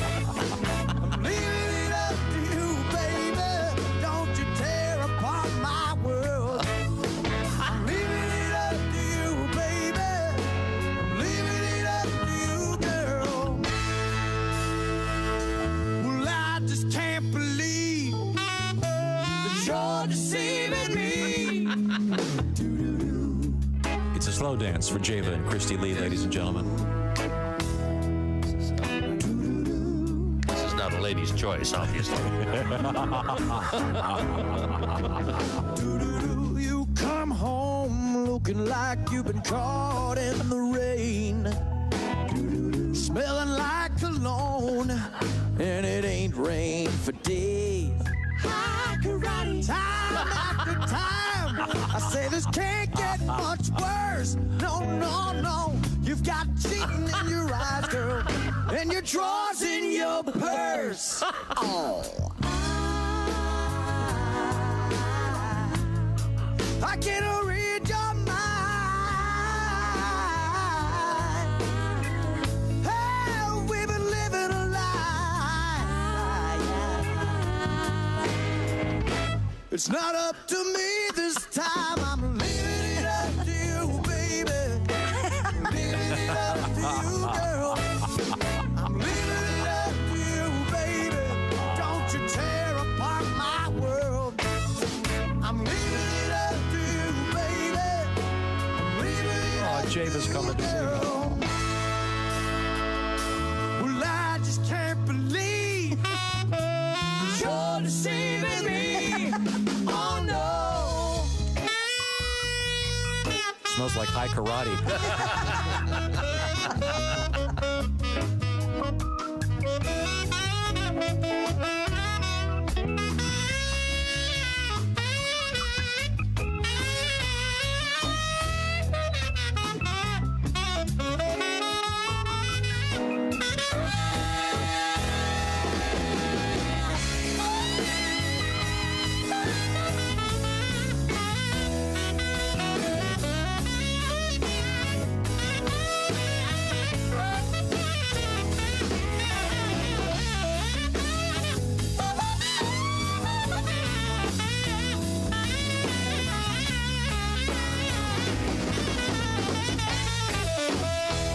Yeah, 'cause I'm leaving it up to you, baby.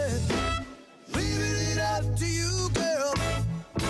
Leaving it up to you, baby. Don't you tear apart my world.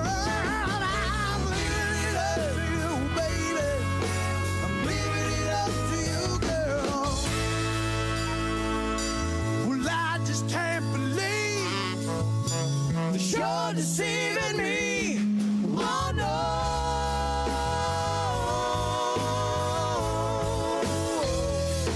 Oh no.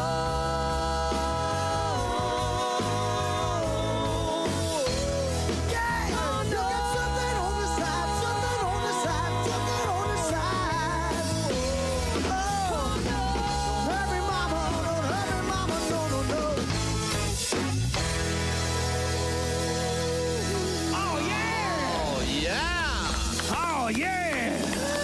Fantastic.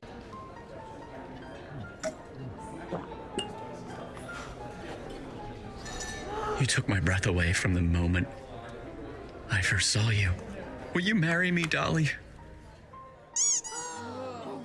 She said yes! She said yes! It's not a real person. It's not a real diamond. Real, natural, earthborn diamond. For your real love. From a real jeweler you can trust. Steven Singer Jewelers.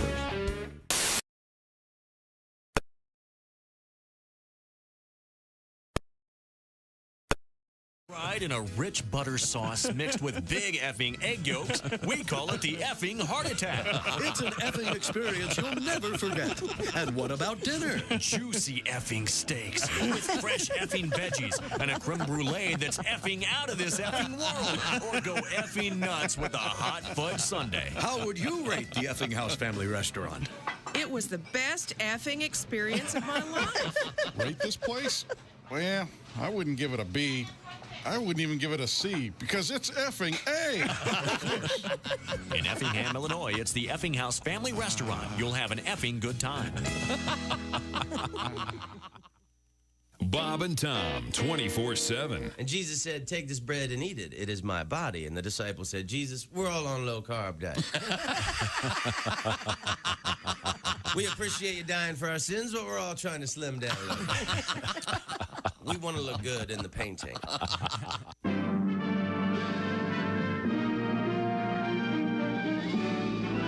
Spanning the globe to bring you the constant variety of curvy cleavage on display. The thrill of victory and the agony of defeat. Don't touch those. Sorry. The human drama of curvy cleavage on display.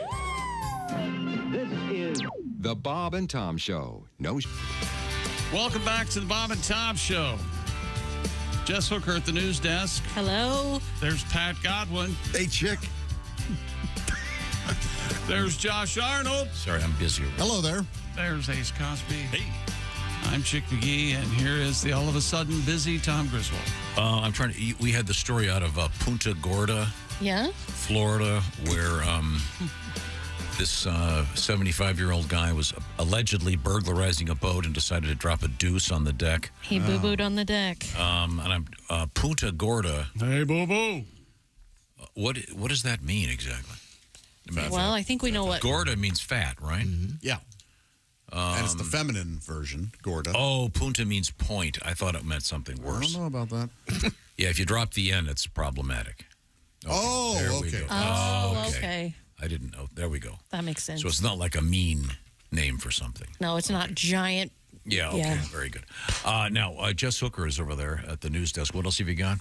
A 10-year-old boy from Florida and his 11-year-old sister were pulled over in their mother's car 200 miles from their home. 200 miles? Whoa. The Alachua County Sheriff's Office said deputies spotted the sedan on Interstate 75 near Gainesville in the middle of the night.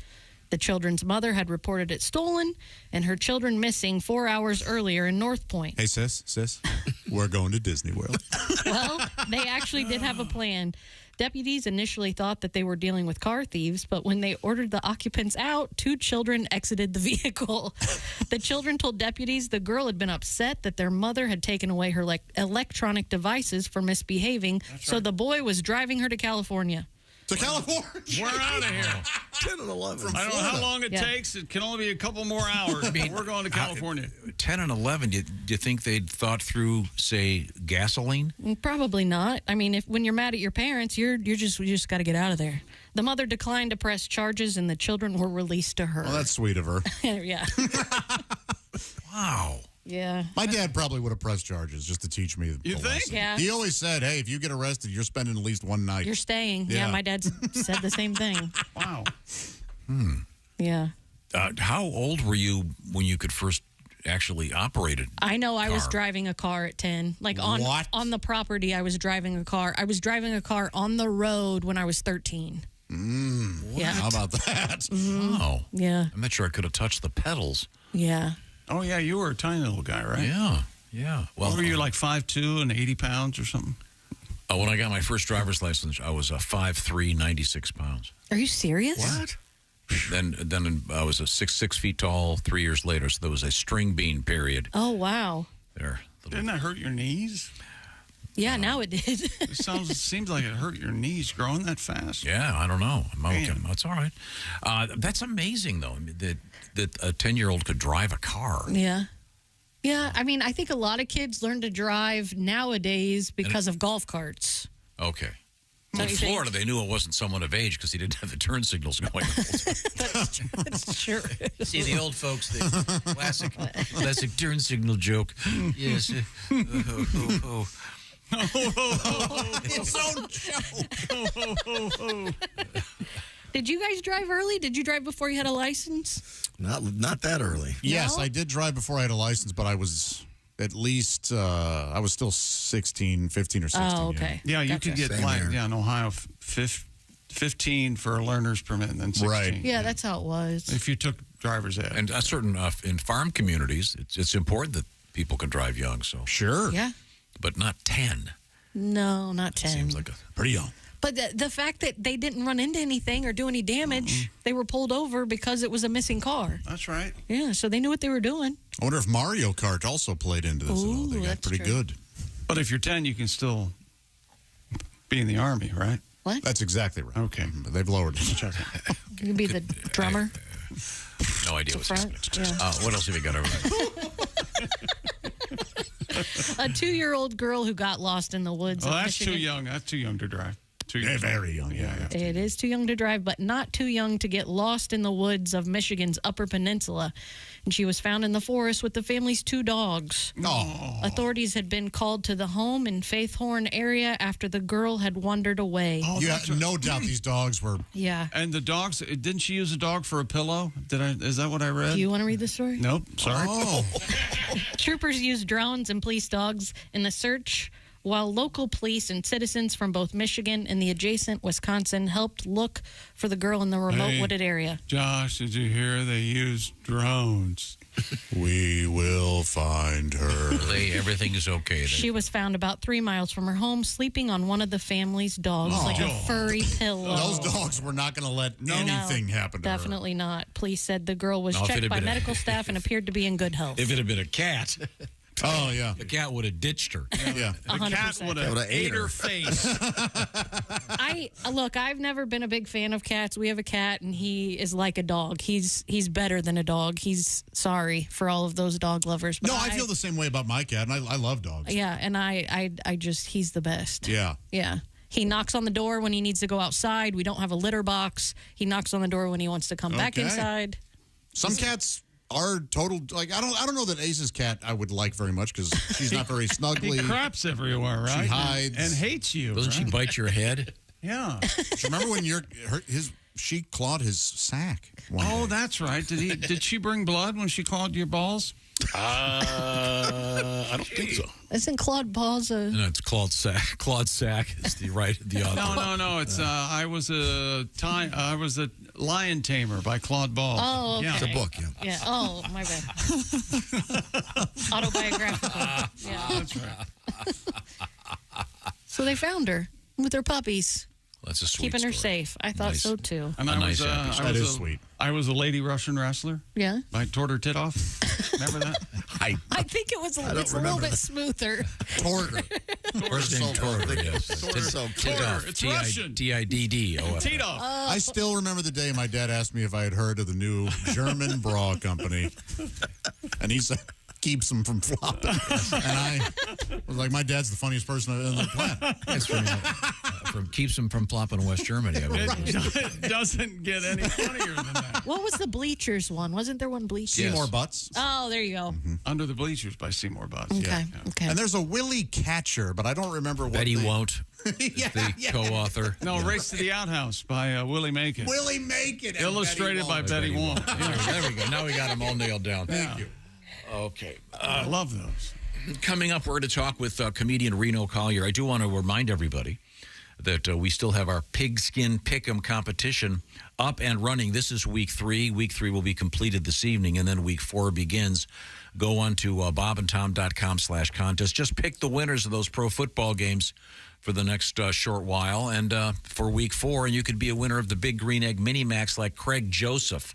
He won week 2. We'll see who won week 3 coming up tomorrow or the next day. We'll have all those entries in, and we'll know. Once again, it's bobandtom.com/contest. We'd love to hear from you. Have some fun. Now, do we have time for one more news story here? Sure. Officials in a Dutch city of Doorn are investigating reports that a resident positioned solar panels on his roof to spell out the Dutch slang word for penis. According to Let me show you something over here. According to DutchNews.com, the pattern splayed out on the roof of 3 terraced houses spelled out LUL, L-U-L, which translates to vulgarity for the male member. Oh. The owner of one house implied that the placement was not intentional due to the building's skylights. However, images of the roof went viral on social media, prompting the local city council to launch an investigation. Yeah, it's very clear that it's done on purpose if you look at the skylights. But again, if you don't speak the language, it doesn't really have the punch that it would have if it... And apparently it's the slang term it's the equivalent, it says here, the equivalent of the term dick. Oh.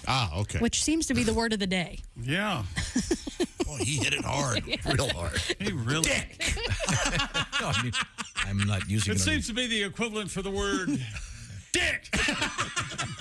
Is what you did. Now, to expand on that, Chick just demonstrated a person who can be a dick. You see. I see. I understand it now. Lol. Huh. Yeah. So it's like a solar penis, basically. Aren't they a band from New Zealand? That's a good band name. Solar penis. Okay, good. Okay, good. LOL would be laugh up loud, laugh LOL, LBOL. Yeah. All right. Well, now coming up, we're going to talk with comedian Reno Collier.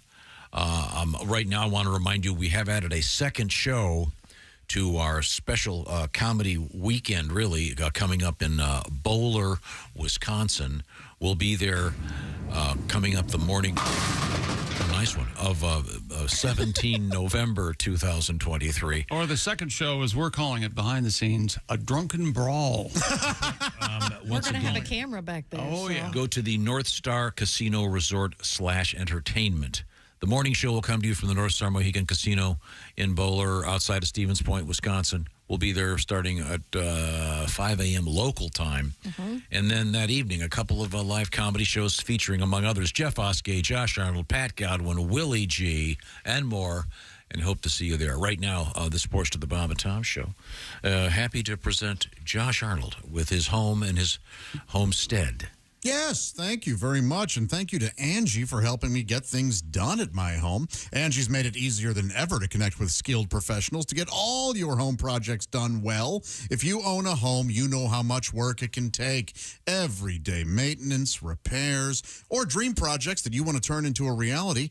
No matter what, it can be hard to know where to start. But now, all you need to do is Angie that. Find a skilled local pro who will deliver the quality and expertise you need. Angie has over 20 years of home service experience. They've combined it with new tools to simplify the whole process. Go ahead, bring them your project online or use the Angie app. Answer a few questions. Angie can handle the rest from start to finish. Which is good, because I know when I start something at home, oftentimes I don't finish it. Oh, look, there's a nice half-finished project over there. And that ladder's been sitting there all summer. Yeah, exactly.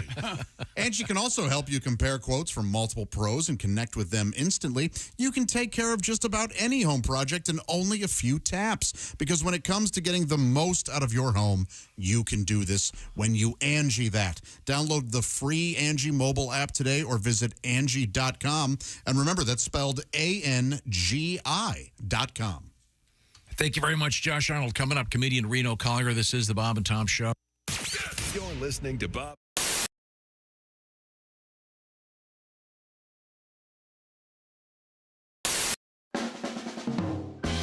I was part of the team that launched the first low salt, low sugar peanut butter into the category. It was called Simply Jif. It was targeted towards diabetics.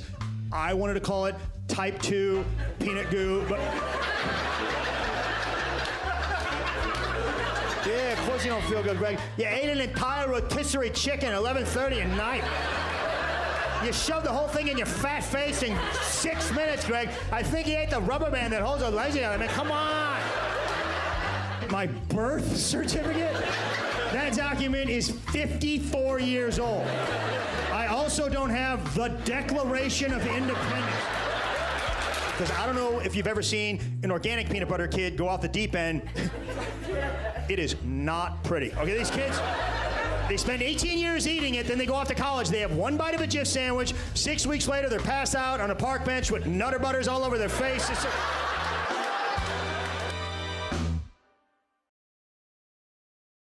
Good to see you guys. What are you going to play? We'll play So Many Roads. Here we go. Okay.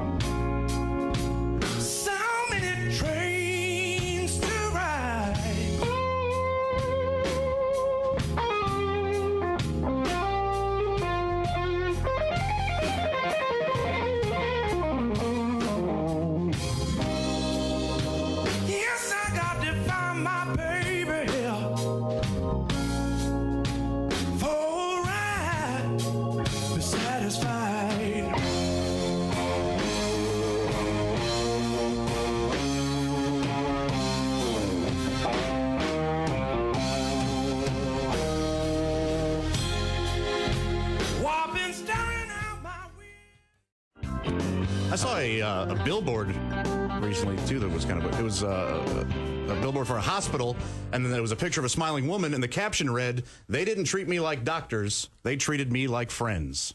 Like, well, it's great for her. I mean, she must have really good friends. Yeah. Me, when I have to go to the hospital, I want my doctors to treat me like doctors. Okay? Sure. To hell with my friends. Yeah. My friends don't know how to treat me. Yeah. I had sunburn once. You know what my friends did? They slapped it. Yeah. Sure. When I told them it hurt, they just slapped it harder and more frequently. Yeah, All absolutely. right, I want doctors who are going to properly diagnose my condition, not my friends who are going to tell me I have a fatal case of the queers.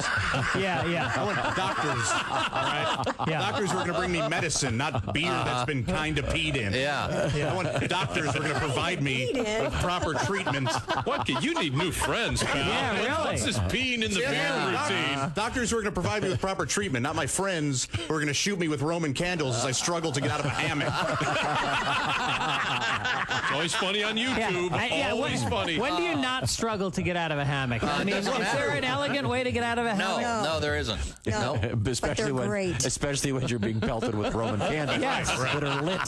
You gotta love that. You do need better friends. Yeah. And you're weighing in at what, about 2 1/4? Oh, you're very generous. Yeah. That's very kind. 245. 245, getting out of a hammock with Roman candles. No, yeah, I'd watch.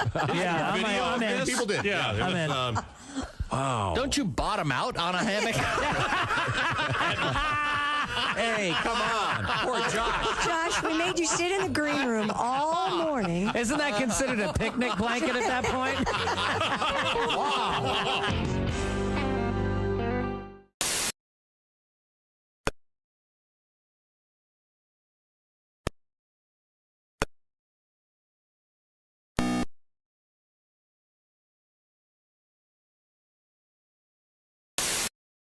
This restaurant.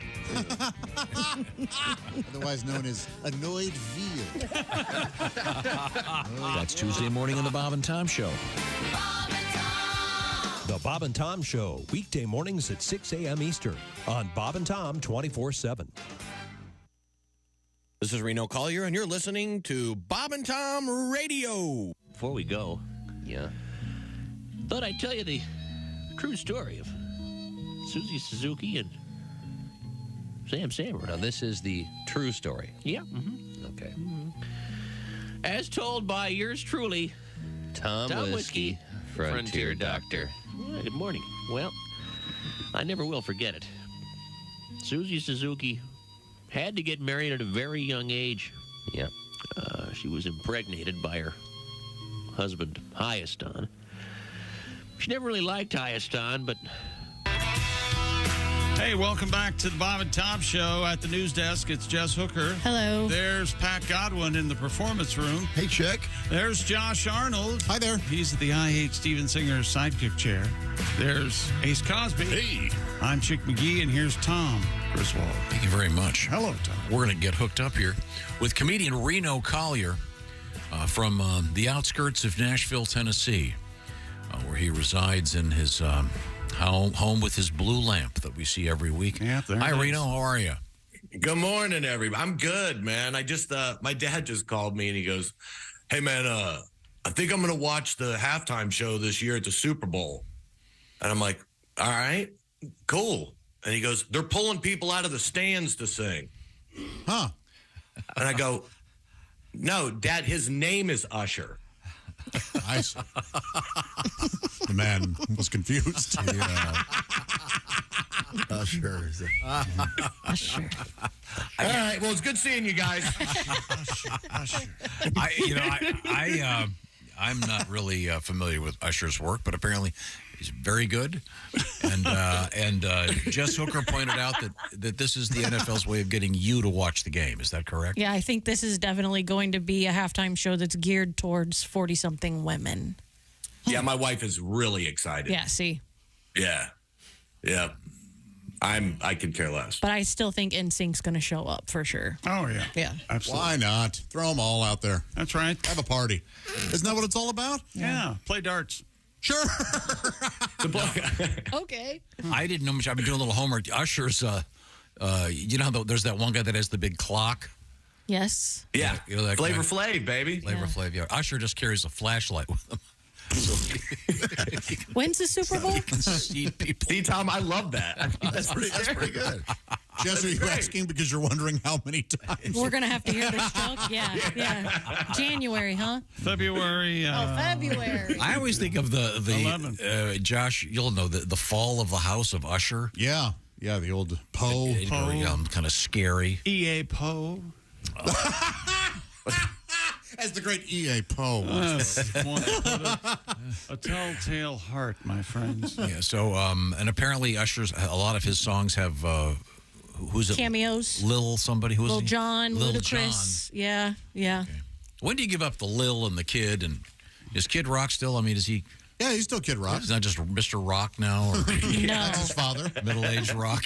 No. Greek Rock. Okay. Did you have a nickname when you were a kid? Are you going to tell him really, or should I? Well, it depends. Uh-oh. Never mind. Yeah, was it Butch? Butch. Yeah, but my sister called me Doodleberry. Oh, that's sweet. I call my daughter Doodle. Yeah, Addie Doodle. I like that. Okay. Did you have a nickname, John? Butch? No, not really. I mean, my buddies would call me Blarney in high school because it started. It started from Arnold, and then Arnold became Arnie, and then Arnie became Blarney. Oh, okay. Oh, okay. Just those weird evolutions. Yeah. Like a Blumpkin thing. No. But isn't Blarney mean something? Irish Blarney? Yeah. What is it? It's a kiss me. I'm Blarney. Oh, Blarney Stone. Oh, there we go. Okay. Now, Reno, your nickname was Boner, right? It was Boner, yeah. And that's because what? Yeah. Because Reno with a B at the end of it spelled backwards as boner. And some idiot in third grade. I'm going to start making up a new one. Like when people go, I'm going to be like, yeah, the hammer. Or something, you know what I mean? That's taken, and I believe he's litigious. Yes. He does excellent work. And not to be confused with, not that your work isn't excellent, Reno. Boner. Now, did that stick all through high school? No, that was actually elementary school. I was little, and then were you Lil Boner? I was Lil Boner. Unfortunately, I'm still Lil Boner. Lil never goes away. But the boner sometimes does. How about kid boner? Nope. Let's never. I prefer not to be on Dateline, but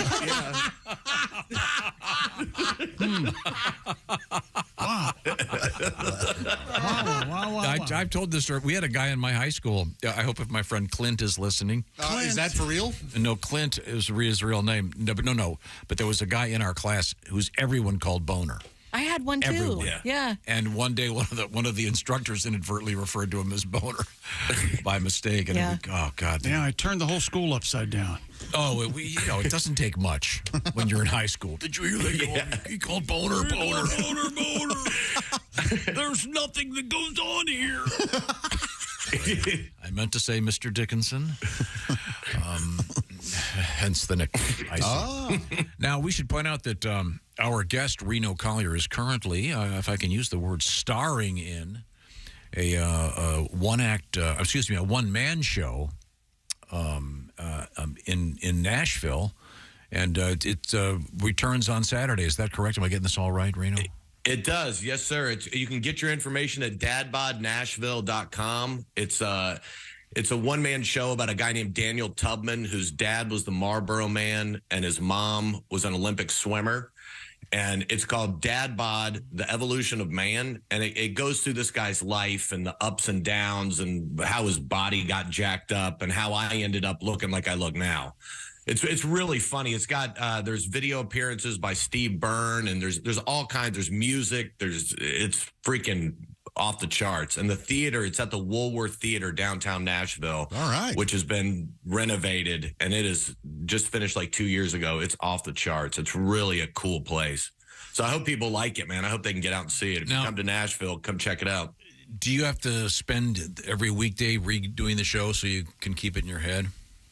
Yeah, which is odd. Like, I've never had to learn things like this. I still don't memorize. You know, like how you are in school, it pretty much tags off into being an adult.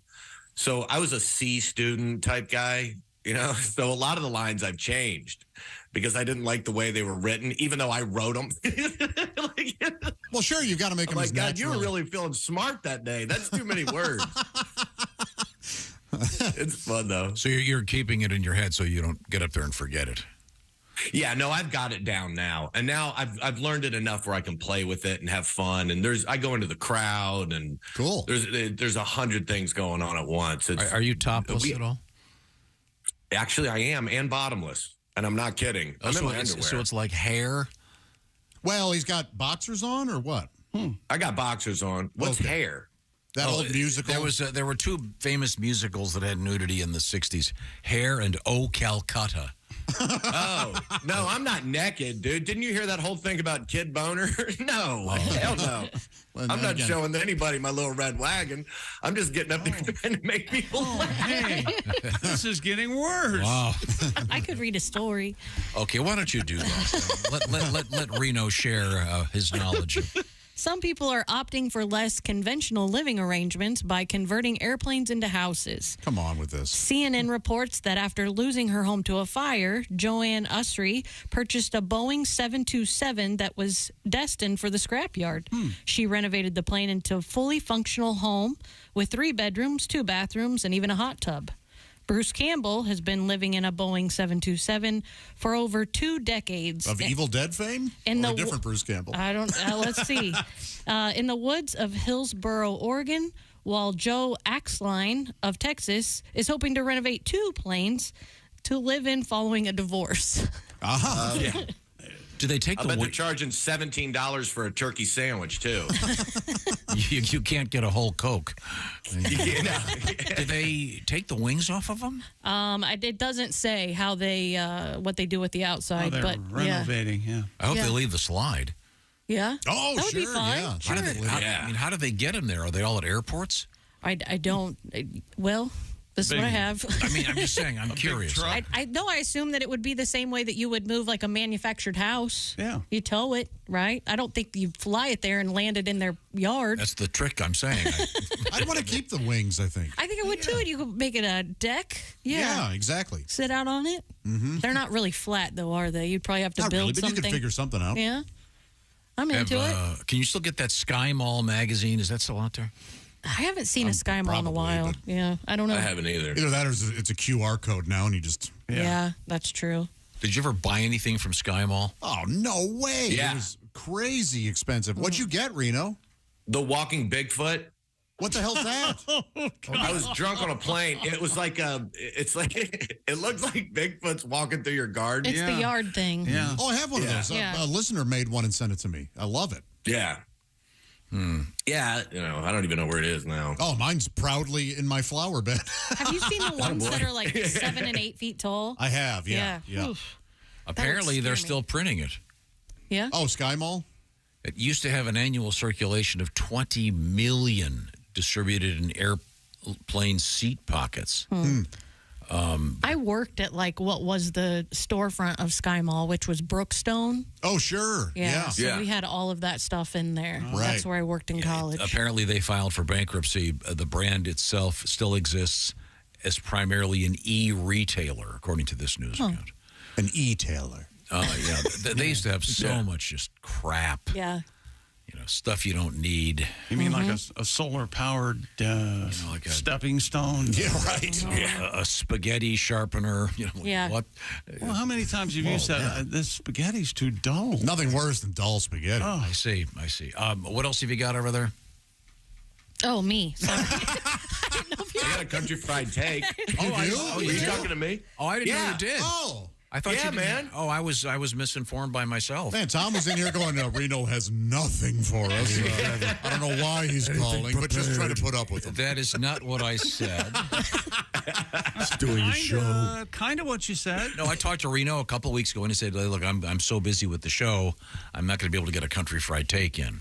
So I got one, man. Well, good. Let's hear it. Go. All right. So my wife asked me what I've learned throughout my life that I would want my kids to know. And there's tons of things, but I zeroed in on this. I think it's that a true friend should be valued like your favorite gift, because they are. And we all say we value them, but do we really? Let me ask you this. If you had to give up your best friend for a year or give up your cell phone for a year, which would you choose? The fact that we even have to think about it is crazy. People throw around this, that's my ride or die, man. That's my ride or die. You just gave them up for a device. You're more like ride till the battery dies. When you're going through hell on earth, and we've all been there, you need human empathy, love, and understanding. You don't want to ask Siri, what are the best ways to handle depression? And Siri comes back with, you asked for how much are bike handles in a recession.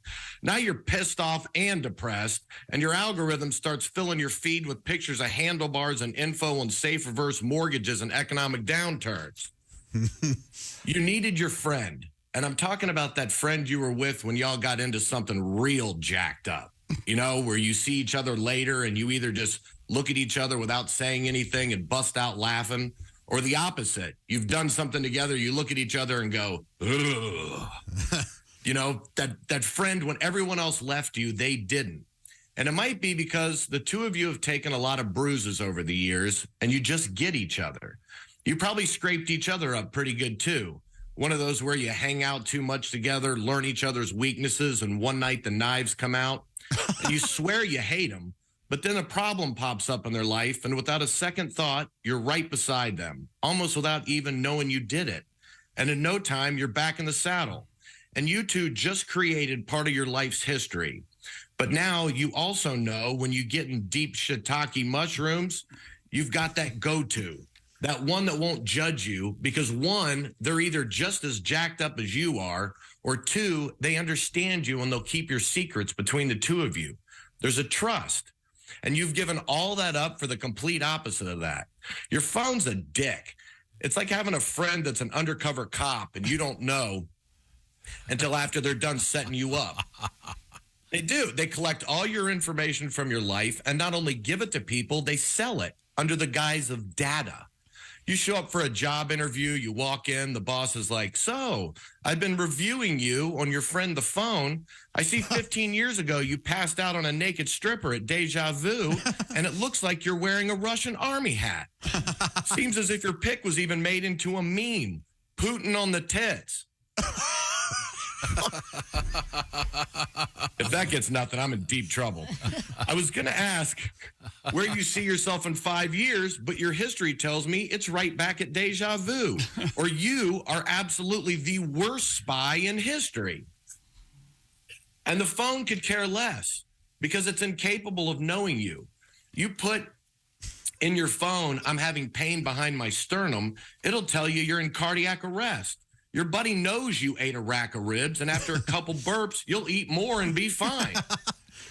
Look, what I'm trying to say is I've learned that a true friend really is a gift. So if you have one, take care of it. If you lost one, try to mend it. You have to be a friend to have a friend, and you need to forgive to be forgiven. Reach out to them, even if it's from way back. Reminisce and laugh. And if you've never had one, most of what I described can be found in a dog. Hit up the pound. There's tons of them, and they don't have the thumbs to take your picture in a strip club. I'm Reno Collier. Thank you, Reno. Yeah, that's great. Now, once again, you can see Reno in his special play, The Dad Bod. It'll be happening once again in Greater Nashville, coming up again Saturday. Am I getting this right?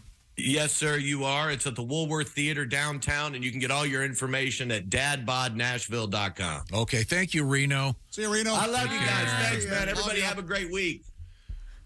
Now, we turn back to Mr. McGee. That's right. Raycon Everyday Earbuds. Can I tell you about them?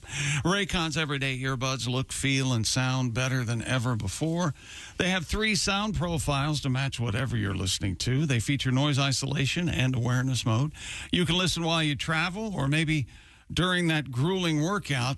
Raycons have optimized gel tips that fit every ear ever made, the perfect in-ear fit. And these earbuds are comfortable enough for all-day wear, and don't forget, they will not budge. And with Raycon, you also get 8 hours of playtime, 32 hours of battery life, and they start about half the price of other premium audio brands. No wonder Raycon's Everyday Earbuds have over 78,000 5-star reviews. And Raycon is having their annual back-to-school sale. For a limited time, go to buyraycon.com/Tom and get 20% off store-wide, plus free shipping. That's buyraycon.com/Tom for 20% off. That's buyraycon.com/Tom. Thank you very much, Chick McGee. Check out the Raycon earbuds. The reviews are great for a reason because they are terrific. Coming up, we're going to be talking about a little bit of history. And I'll remind you one more time, second show added to the North Star Mohegan Casino Resort in Boulder, Wisconsin for the evening of Friday, November 17th. Special edition of the show in the morning and a couple of live shows that evening featuring Pat Godwin, Jeff Oskey, Willie G., Josh Arnold, and a couple of other surprise guests. This is the Bob and Tom Show.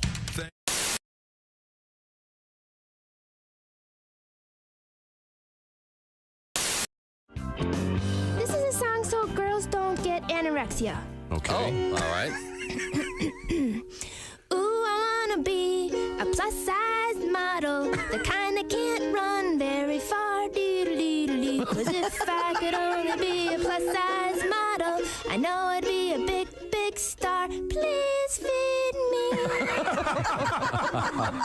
So some people get sensitive about it, but don't, because the beautiful women are the big women. I agree. And I gained some weight, then I couldn't afford to keep it. Here we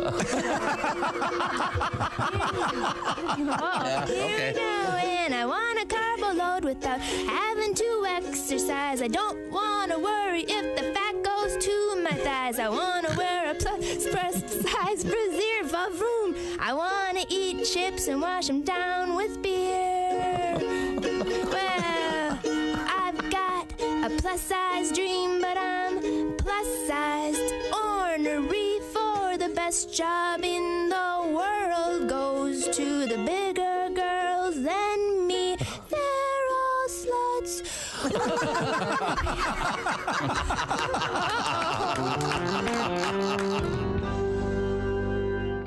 Hi, everybody. Chick McGee here from the Bob and Tom Show. I want to tell you about the NFL season coming up. We got together with the folks at Big Green Egg, and each and every week, you're going to have a chance to win a Mini Max Big Green Egg during the Pigskin Pick'em program on the Bob and Tom Show. Tell us more about scatting. Well, it's, it's like in the traditional jazz sense. It's, the the scooter, beat a but I mean, I don't do that. I do it to classic rock only. Right. The most famous scat is probably the worst ever. Frank Sinatra. Frank Sinatra, a great artist, but the doobie, one of the worst, absolutely terrible scats. But yeah, but I mean, it's hard. Like if you're in the car and you're listening to Led Zeppelin, it's hard not to do the bow bow bam dum doom cack cack dum dum dum bum bam bum bam bam bam doom cack cack doo. So brilliant. Yeah, sure. Yeah. Mm-hmm. So and I've got the notoriety came from the AC/DC, which really took sail, which is the dum dum dum dum dum Bidun babwayon all dum dun dun padum padum padum padum brilliant. Bidun babwayon all and my girlfriend's like, most people sing the lyrics. That's true. Okay. I can scat Amos Moses by Jerry Reed. Oh yeah, let's hear it. Please. On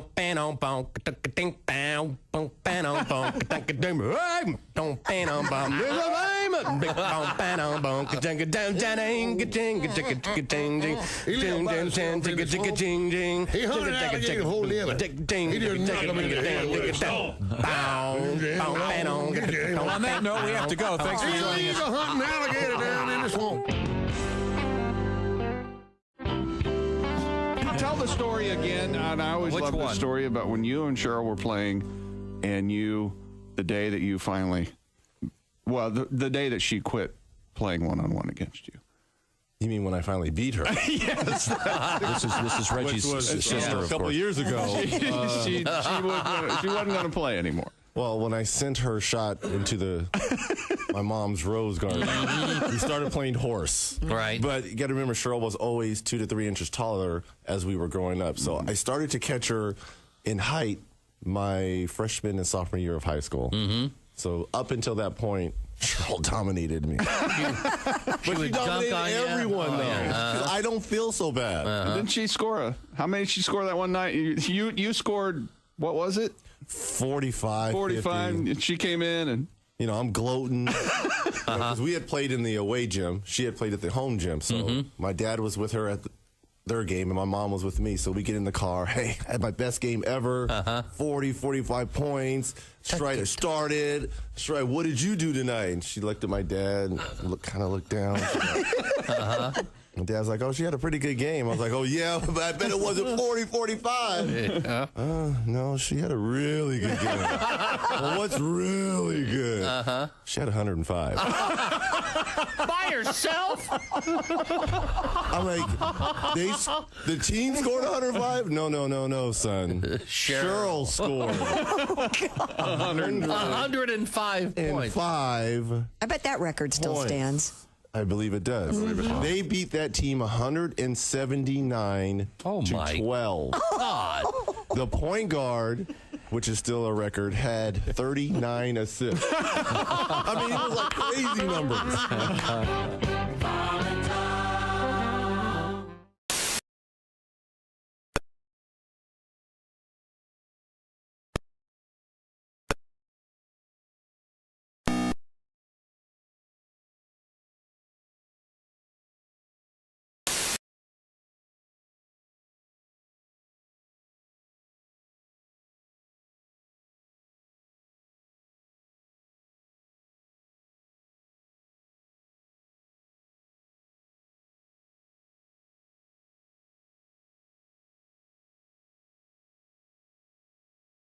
Tell me about Mr. Cooper. Tell me about Mr. Cooper. Get in the chopper now. I said I wanted a cheeseburger.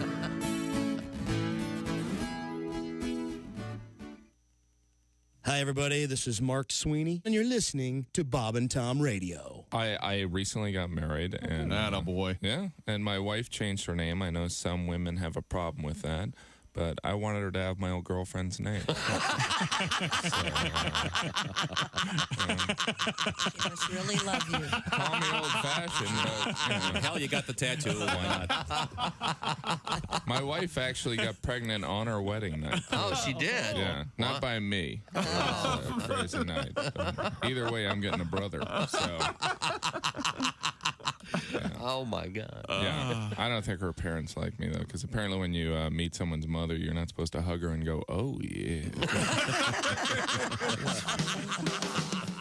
Hello. You're listening to Bob and Tom 24/7. Somehow that's going to turn into my... Hey, welcome back to the Bob and Tom Show. There's Jess Hooker at the news desk. Hey, buddy. Hey, pal. How's it going? Good. There's Pat Godwin. Hey, kiddo. Over there in the performance room. Hi, Jack. There's Josh Arnold. Hey, Pat, what was that taco song that was a hit in the 80s? Do you remember? Putting on the Rats. There's Ace Cosby. Hey, I'm that'd get Chick McGee. And here's Tom. I'm trying to find pictures of this story that Jess had about people who are buying airplanes that have been decommissioned. It was buses for a long time, or has been. Those are the schoolies. Yeah, Into the Wild kind of ruined that fad. Yeah, the dead guy wrecked it. Oh. Way to go. Yeah. Here's I found two of them, and they are gorgeous, right?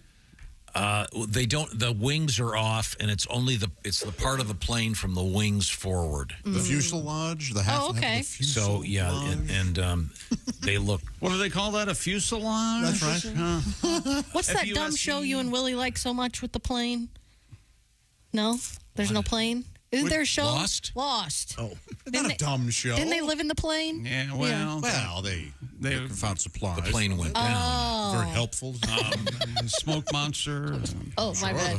Yeah. Sorry. And the kid that In any event, these people are converting. tell the future, but couldn't.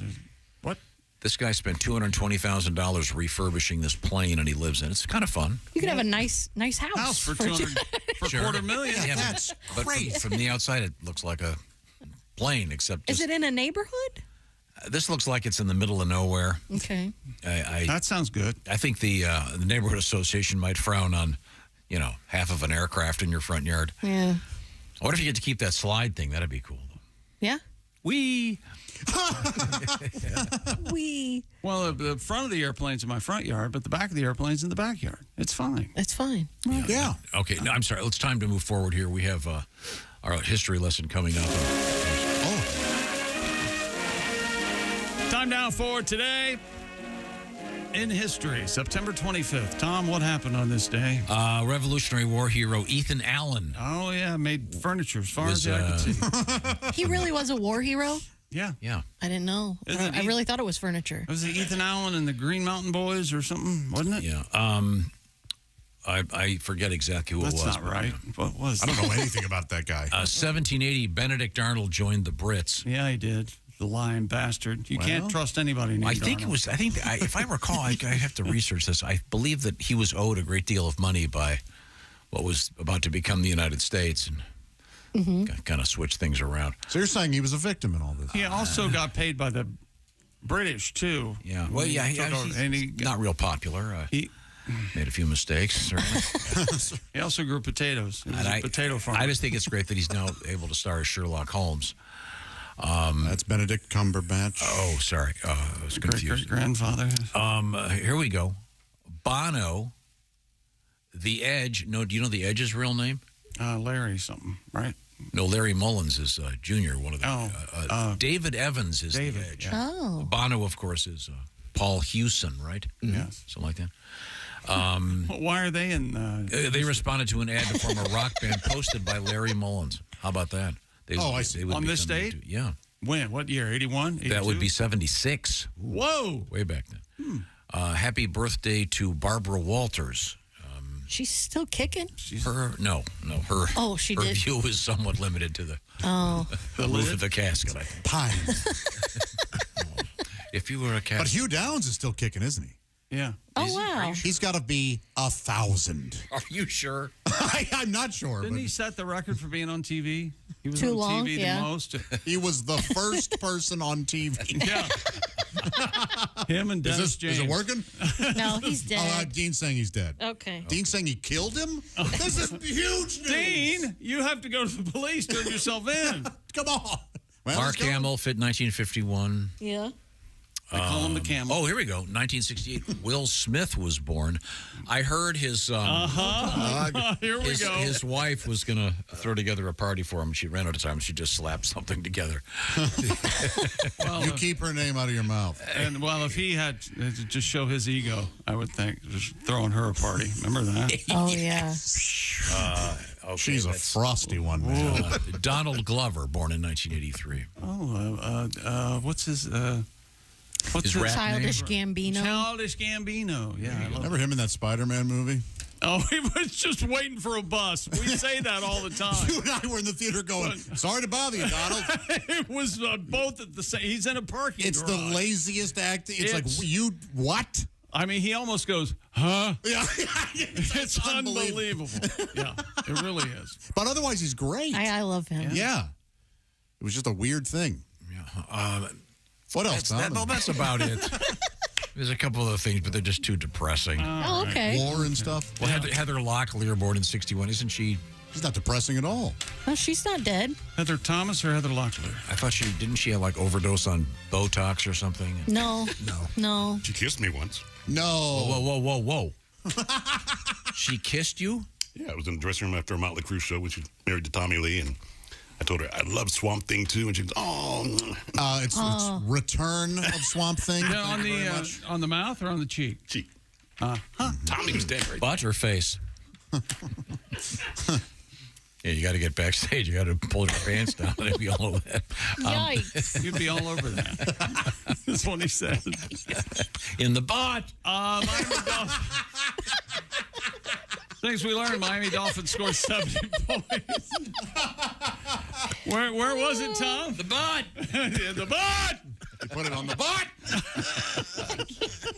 The fish, they call them. The Dolphins. Wayne Newton sang Dr. Shane. We're going to do this all week. Yeah, I think so. Yeah, there he is. It's a man. Tom would not know Usher if he walked into our studio. I showed him where to sit. I don't know. I'm sure he's great.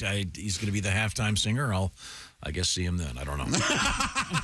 I'm not familiar with his work. I'm sure he's an excellent musician. I'll do some homework. I'll get some good songs ready for tomorrow. That apparently is his real name, I understand. Usher? Yeah, Usher. It is? Yeah. Oh, it's like Leonard Usher or something. Yeah. Mm-hmm. Leonard Forbrush Usher. Dean did a Gus mashup of our Weimaraner from Australia and Iron Butterfly. It was fabulous. Oh, you want to hear? I do. This is the dog. I don't think Jess wants to hear. Yeah. That's a real dog. And this is... Money.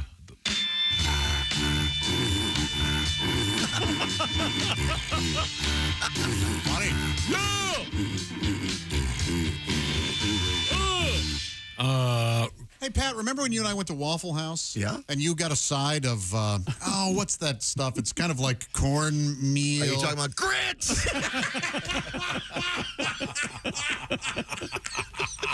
I don't know when this stops being funny, but it's not yet. I can tell you that. Okay. And we've added a second show in Bowler, Wisconsin. You know what? If you come to that second show, I will personally explain to you what's been going on the last 20 minutes. Yeah. Okay. Maybe some lady will ask you to autograph her. Buns. This is the Bob and Tom Show. Think you know your pro football? Then play Pigskin Pick'em every week at bobandtom.com/contest. It's your chance to win a Minimax Big Green Egg.